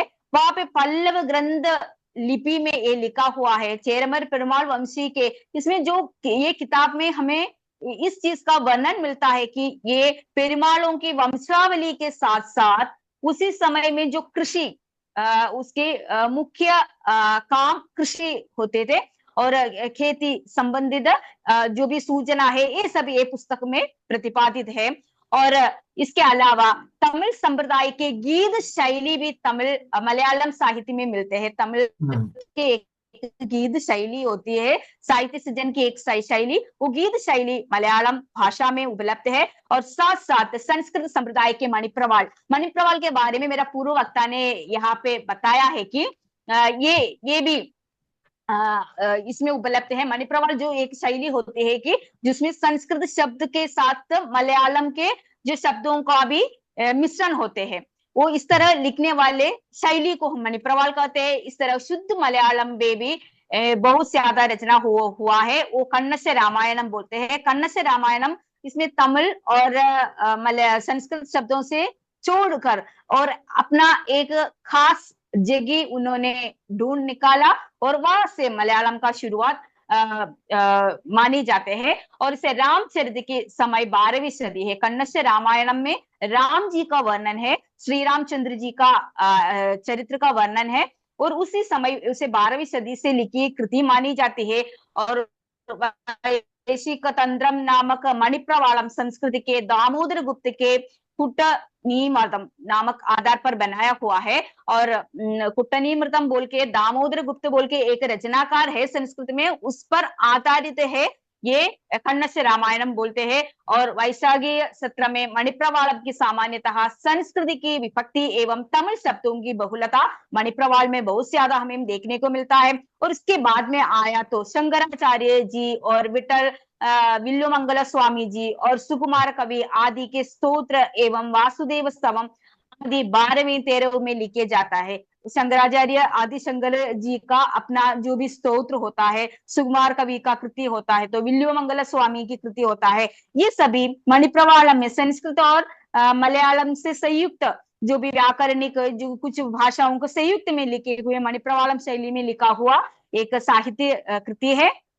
और केरलीय काव्य परंपरा सही रूप में चेरुशेरी की कृष्ण गाथा से ही जुड़ा हुआ है। केरल के सबसे पहले कवि यानी पुरानी कवि के रूप में चेरुशेरी जी अपने कृष्ण गाथा के जरिए ही इसका शुरुआत हुआ है। उसमें भी तमिल और संस्कृत शब्दों की बहुलता हमें देखने को मिलते हैं। और आधुनिक मलयालम में वल्लतोल और बालामणि अम्मा आदि जैसे, मैं वल्लतोल नारायण मेनन की कविता सबसे पहले आपको मलयालम की मातृभाषा की श्रेष्ठता बताने के लिए बताया, वो उन जैसे कवियों भी आधुनिक काल में आते आते तो हमें ऐसे कवियों की कृतियां भी अमूल्य या बहुमूल्य हमें दर्शाते हैं। और स्वतंत्र रचना संप्रदाय के रूप में संदेश काव्य नामक एक काव्य यानी चंबू काव्य ये सभी शुरू होने लगा। इसमें साहित्य सौंदर्य के साथ साथ कृषि, भौगोलिक और सारे सब प्रकार की संवेदनाएं भी इसमें शामिल है। तो हमें पता है कि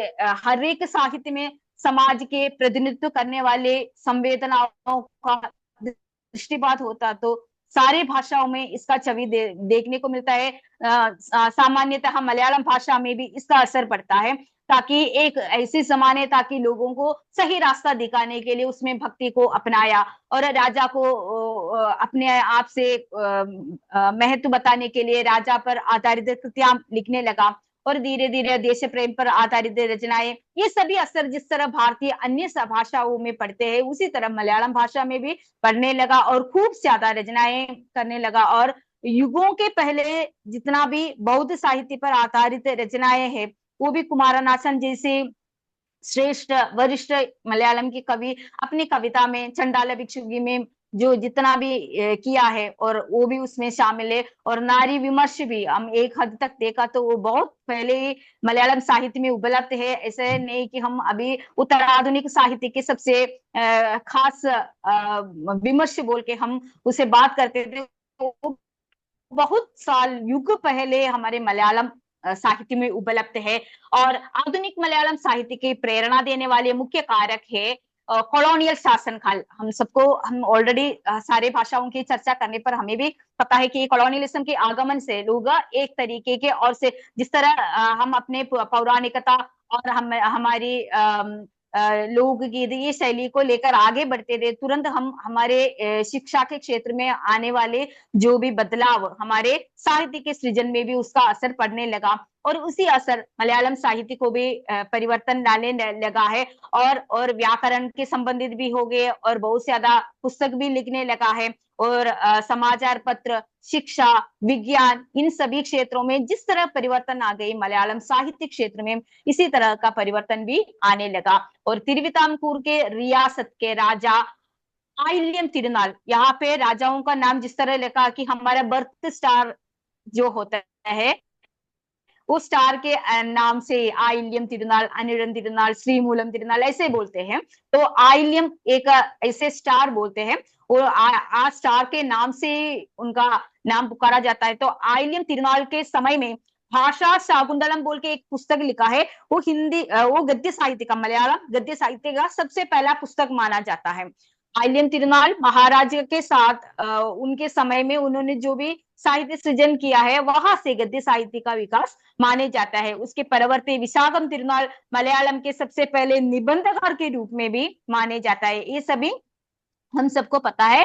जो ऐसे जमाना भारत में है कि जो पढ़ने को और लिखने को जो भाषा हासिल करने के औकात उसी समय में जो राजा लोग और जाति में ऊंच वर्ग के लोग को ही प्राप्त है, इसलिए जो भी सृष्टि हम देखते तो सबसे पहले वहां से ही शुरुआत होता है, धीरे धीरे आम लोगों में ये आने लगा है।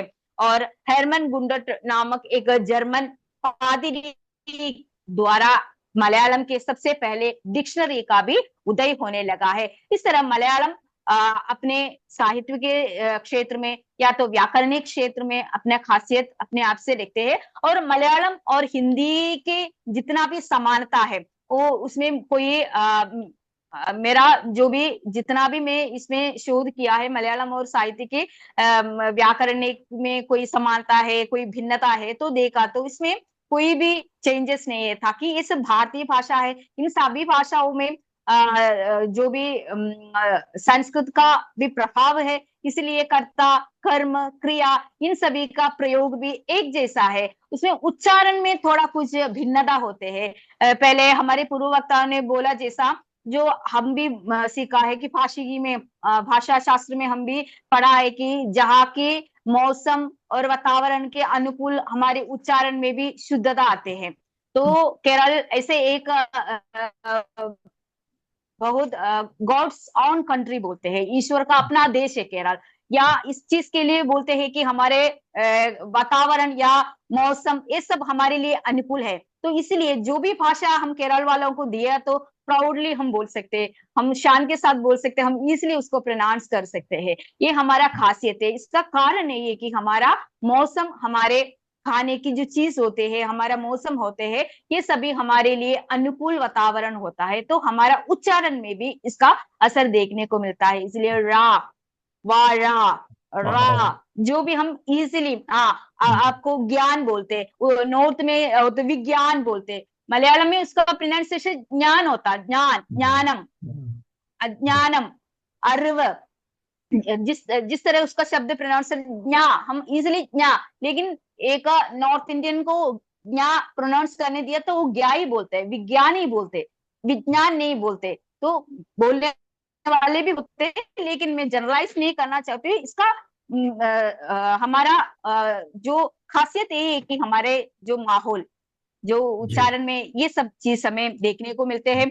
और मलयालम की कुछ कविताएं भी है। मैं आपको आपके सामने उत्तराधुनिक कविता भी आपको बताने के लिए मैं तैयार करते, समय सीमा है मुझे पता है, लेकिन एक मातृभाषा की इस अवसर पर मैं मेरा मातृभाषा से जुड़े नहीं है, हिंदी भाषा से, फिर भी आप एक मौका देने पर पूरी दुनिया देखने वाले ये ऐसे कार्यक्रम में मेरा मातृभाषा जितना भी बोलो मुझे उसके लिए मतलब इतना भी तैयार करके रखने पर भी मेरे लिए बराबर नहीं होता। फिर भी मैं कोशिश करूंगी जितना तक आपके सामने प्रस्तुत करने के लिए।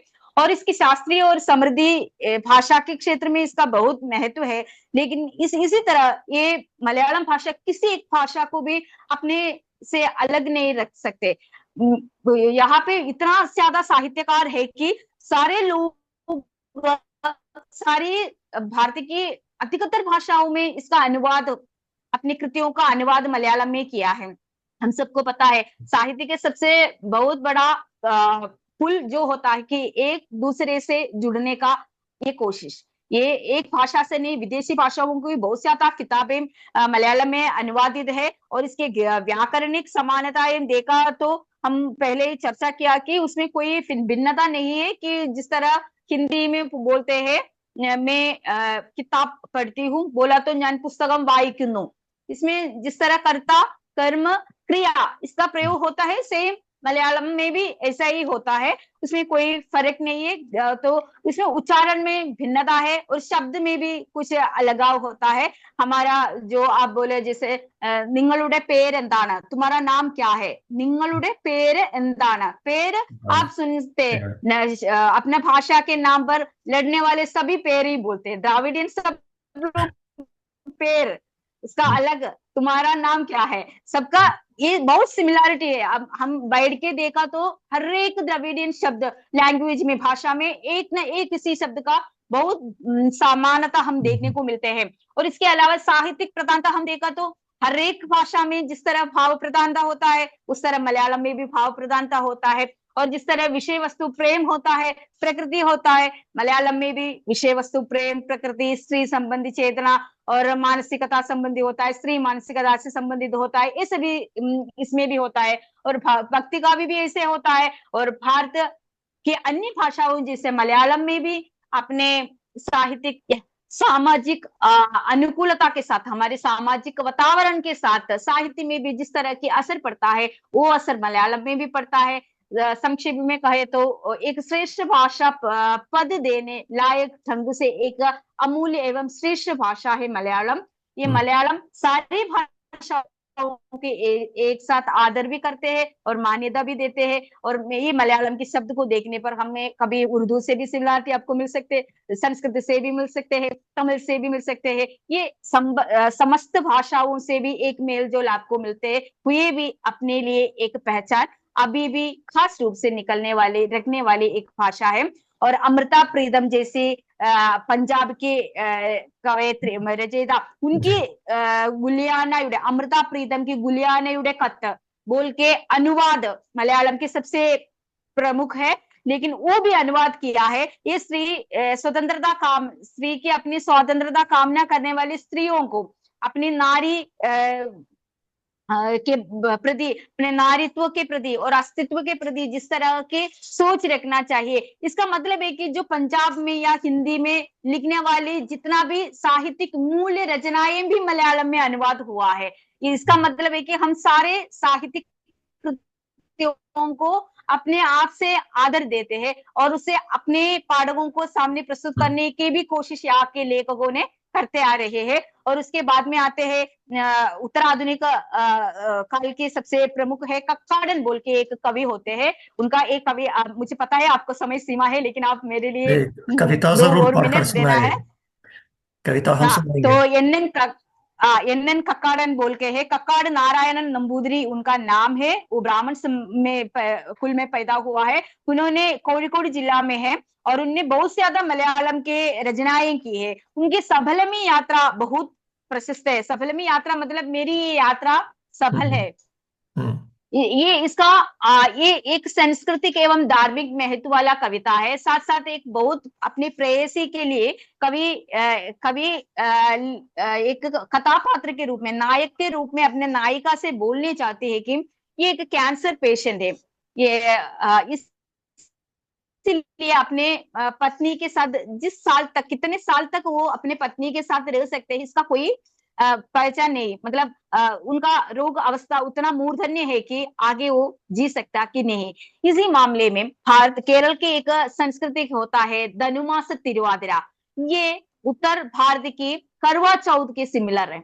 ये धनुमास तिरुवादिरा तिरुवादिरा एक डांस फॉर्म होता है केरला के। अपने सफेद में वो एक गोल्ड कलर की थ्रेड बनाया हुआ एक साड़ी पहना हुआ, ये हमारा आइडेंटिटी है और हमारा कपड़ा है। ऐसे पहनते हुए शिव जी का व्रत देते हैं। शिव जी का व्रत औरतें शादीशुदा भी लेते हैं और कन्यकाएं भी देते हैं। कन्यकाएं इसलिए लेते हैं कि अपने लिए एक अच्छा पति मिलना है, एक संस्कृति या धार्मिकता की एक भाग है। और शादीशुदा इसलिए करते हैं कि अपनी दीर्घ सुमंगली बनाने के लिए।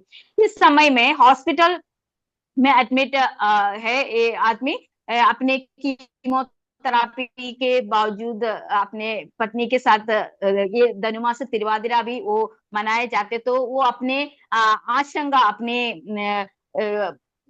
कल हम में हो या नहीं हो, तो हमारे शायद ये धनुमास तिरुवादिरा आखिरी तिरुवादिरा होता तो पता नहीं। ये तो वो दुख में उन्होंने प्यार भरी कविता अपने प्रेयसी के लिए लिखते हैं। तो कखाड़ की सबसे പ്രസിദ്ധ एक കവിത है ആർദ്രമീ ധനുമാസ രാവുകളിലൊന്നിൽ ആതിര വരും പോകുമല്ലേ സഖി ഞാൻ ഈ ജനലഴി പിടിച്ചിട്ട് നിൽക്കട്ടെ നീയൻ അണിയത്തു തന്നെ നിൽക്കൂ ഇപ്പോഴും കൂടൊരു ചുമക്കിടെ ഇടറി വീടാം ആർദ്രമീ ധനുമാസ രാത്രിയിൽ बहुत ठंडा जो चांदनी रात, मुझे इतना प्रतीत हो रही है कि ये मौसम बहुत ठंड है।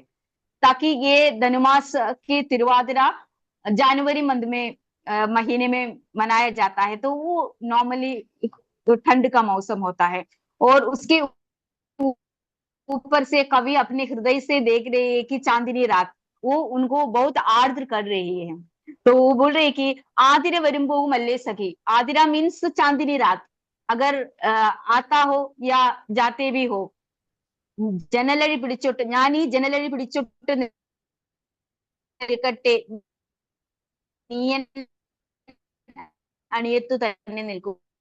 मैं एक खिड़की को पकड़ के सुंदर दृश्य वो मैं देख रहा हूँ, तू कहीं और मत जाना, मेरा पास ही खड़े हो जाओ। अपनी प्रेयसी से बोल रही है।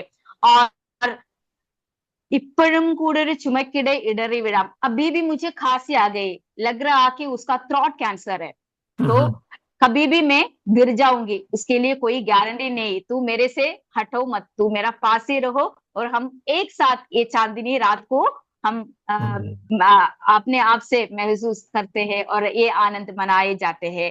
तो इस तरह प्रेम भरे कविता भी बहुत दर्दनाक भी है। इसमें प्रेम है तो प्रेम है, तो दुख है तो दुख है, और प्रकृति भंगी है तो प्रकृति भंगी भी है। क्योंकि धनुमास धनु महीना होते हैं तो जनवरी मंथ होता है। धनु मलयालम में जनवरी महीना के मलयालम धनु मास कहते हैं। वो महीने के टाइम में प्रकृति का सौंदर्य और प्रकृति का माहौल किस तरह है ये कवि बताने के साथ साथ अपने प्रियतमा के प्रति अपना प्यार भी बताते हैं और उनके मन की आशंका भी है। ये पाठकों को एक ही समय में तीन तरह की संवेदनाओं में ले जाते हैं। एक तो प्यार में ले जाते हैं, दूसरे तो प्रकृति सौंदर्य की ओर लेके जाते हैं, तीसरे उसके दुख की ओर, एक दुखद संवेदना की ओर ले जाती है। इस तरह कई तरह की कविताएं हैं। और आगे आए तो फेमिनिस्ट राइटर का ना तो उचित है होता है और ना तो प्रकृति प्रेमी का, तो सुगता कुमारी बोल के मलयालम के प्रशस्त एक कवयित्री है। आपने कई बार वनिता कमीशन बोल के स्त्रियों की अपने समस्याओं का हल करने के लिए केरल सरकार द्वारा आयोजित एक संघ है, उसमें स्त्री कितना भी घरेलू हिंसा ये सभी चीज के लिए हम वहां पे जाके हमारे लिए न्याय मिल जाएगा। वहां पे कमिश्नर के पद पर ये और साथ साथ प्रशस्त कवयित्री भी है सुगता कुमारी जी। की मणलित बहुत प्रशस्त है। उसमें आपने जी प्रसिद्ध में वार्धक्य के बारे में लिखा है कि हम वृद्धावस्था में हम सब कुछ खो जाते हैं। ज्यादातर औरतों की ये जिंदगी के बारे में बता रहे कि ഇതോ വാർദ്ധക്യം ഞാൻ മറന്നു പൂക്കളെ കിളികളെ മണിച്ചിരികളെ മതിച്ചിളകും പാടത്തെ ഇളം നിലാവിനെ കോരി കുടിച്ചൊരു പൊയ്കയെ ഇതോ വാർദ്ധക്യം ഞാൻ മറന്നു ചന്ദന സുഗന്ധത്തെ ചേന്തോല തിലകത്തെ മഷിത്തിളക്കത്തെ വളകിലുക്കത്തെ ചേലമിനുക്കത്തെ എന്റെ നിലക്കണ്ണാടിയെ ഇതോ വാർദ്ധക്യം इसे वृद्धावस्था कह सकते हैं क्या? ज्ञान मरनु पूकले मैं भूलों को भूल गई। इसे वृद्धावस्था कहते हैं कि मैं आजकल भूलों को खिलते हुए नहीं देख रही है। और किलिगले मणिचिरिगले मैं आजकल चिड़ियों को नहीं देख रही है, किसी की हंसी नहीं देख रही है। मधुचिलगम पाड़ते इलम निलाविने। और पाड़ मतलब होता है खेती। खेती ऐसे होते हरियाली खेतियों में जितना भी चांदनी रात में जो ठंड हवा ऐसे आते समय में ये खेत को ये चांदनी रात के वो प्रकाश से देखने में बहुत खूबसूरत दिखता है। तो मेरा युवा अवस्था में ये सब चीज में महसूस करते हैं, मैं ये सब चीज अपने आप से एंजॉय करते हैं। लेकिन आज वृद्धावस्था में मैं ये सब देखना भूल गई। क्या इसे वृद्धावस्था बोल सकते हैं क्या? ഇതോ വാർദ്ധക്യം ഞാൻ മറന്നു ചന്ദന സുഖത്തെ। आजकल मैं मेरे शरीर में कोई तरह की सुगंध द्रव्यों का उपयोग नहीं करता था कि मैं बूढ़ी हो गई हूँ। मुझे इस चीज का पसंद नहीं है। पहले जो युवावस्था में है ये सब मैं लगाते हुए मैं दूसरों की और अपना आकर्षण करने के लिए लगाते हैं। और बड़ा की लुकते मशीत लगते पहले मैं अपने आंखों में काजल लगाते थे, अभी मैं इसे भी भूल गया। और मैं कानों में अपने कंगन लगाते हैं, इसका आवाज भी आजकल मैं नहीं सुन रहे। और मिनुकते एंडे और छेला मिनुकते मेरे कपड़ों में जितना भी ग्लिटर होते हैं आजकल मैं ये सब पहनना छोड़ गए। तो मैं एक जी नॉर्मल मामूली कपड़ा भी पहनना शुरू हो गई। और नीला कन्नाड़ी है, इसका मतलब है कि मैं अपना आईना भी नहीं देख सकते हैं। इतना हो गई मेरा जिंदगी। धन्यवाद। मेरे अब मातृभाषा के बारे में और भी मुझसे कहने को है, लेकिन नहीं अभी ये समय सीमा। जी बहुत दिलचस्प है, किंतु हमें इस पर समाप्त करना होगा और आपकी भाषा में हाँ। आपको धन्यवाद देना होगा। नंदी नंदी बोलते हैं ना? नन्नी नन्नी नन्नी। नन्नी नन्नी। हाँ हाँ। ओ सॉरी नन्नी। नन्नी जी नन्नी नन्नी नंदी तो नन्नी। हाँ। जी जैसा मैं हमेशा कहता हूँ कि अगर राजनीतिज्ञों ने, गांधी नेहरू जी ने भारत को एक किया है राजनीतिक स्तर पर, तो आध्यात्मिक स्तर पर उनसे 1000 साल पहले वही शंकराचार्य जी ने किया था, जो केरल के निवासी बिल्कुल थे। बिल्कुल जी सही। तो आज के हमारे सभी अतिथियों का और दर्शकों का, श्रोताओं का मैं हृदय से धन्यवाद करता हूँ। और इतनी रोचक और इतनी पूर्ण जानकारी के लिए हम आपके आभारी हैं। तो मुझे पूरी आशा है कि कभी हमारे विश्वविद्यालय में किसी द्रविड़ भाषा का भी एक छोटा सा विभाग खुलेगा और हम आपकी किसी भाषा में आपसे बात कर पाएंगे। आज के लिए बहुत ధన్యవాదాలు ధన్యవాడు बिल्कुल। नंद्री एंड ननी। नंदी हम्म, नंदी नंदी। प्रोफेसर यूरी, जी मैं 1 मिनट का समय लेना चाहूंगी। जो यहाँ पे जुड़े हुए हैं आपके डिपार्टमेंट के प्रोफेसर्स, यहाँ पे मैं देख रही हूँ कि बहुत ही धैर्य के साथ सुन रहे थे। वाद्यम, अगर मैं प्रोनाउंस सही कर रही हूँ तो हम्म, VADYM। तो वो वाद्य। बेचारे बहुत ही, हाँ, बहुत ही संयम के साथ सुन रहे थे। और चूंकि हम प्रोफेसर्स हैं तो हम जानते हैं कि बच्चों की क्या प्रतिक्रियाएं होती हैं और कितनी बाध्यता के साथ वो रहते हैं। हम्म, तो आभार आपको सुनने के लिए। और रुमक मैम है यहाँ पे, रुमक ओनली, जी करेक्ट? स्वेतलाना जी हाँ, स्वेतलाना जी। क्या स्वेतलाना जी हमारी भाषा को समझ सकती हैं जो हम और आप बात कर रहे हैं? नहीं जी, कोई बात नहीं, तो थोड़ी कोई थोड़ी बात समझ नहीं। सकते हैं, ये तीसरे तीसरे वर्ष की छात्रा है तो अच्छा वो अच्छा। समझ लेते हैं थोड़ा थोड़ा। स्वेतलाना जी, बहुत अच्छा। और एक है अन्ना, अन्ना जी। अन्ना, सही है ना, मैं बोल रही हूँ जी? अन्ना तो ये अन्ना जी दिख रही है। तो ये भी शायद हमारी पूरी बात नहीं समझ पा रही होंगी, समझ पर पा रही है, ये हमारी शिक्षिका अच्छा है। अच्छा अच्छा, ये ये हमारी प्रोफेसर है शिक्षिका है जी। जी। जी मैडम, क्या आप हमारी भाषा समझ सकी? जितनी भी वार्तालाप यहाँ पे हुई, आपको सब कुछ समझ में आया? जी बिल्कुल आसानी से। फिर से धन्यवाद कहना चाहती हूँ आप सभी अतिथि धाम को, सभी वक्ताओं को, आपके अच्छे भाषण के लिए। और बहुत सारी दिलचस्प जानकारी मिली हम लोगों को आज, जो पहले सुना भी नहीं था। तो फिर से धन्यवाद आपका। हम भी बहुत कृतज्ञ और बहुत आभारी हैं। और विशेषकर यूरी जी, मैं कर्नाटक और भारत देश की ओर से आपका और आपके देश के लोगों का बहुत आभार हम व्यक्त करते हैं कि इतनी जिज्ञासा आप लोग दिखा रहे हैं। और अवश्य ही हम भाषाओं को लेकर के अच्छा कार्य करेंगे और जोड़ने का कार्य करें। जी। मिलकर के हम- अच्छा लगा। और मीटिंग को अब यहीं पे समाप्त करते हैं आपकी अनुमति से। जी, जी, जुड़ते रहेंगे, धन्यवाद सर। मिलते रहेंगे। अवश्य अवश्य सर। सभी का जी, धन्यवाद। धन्यवाद। थैंक नमस्ते यू। नमस्ते। तो नंदी नंदी नंदी, धन्यवाद। नमस्ते।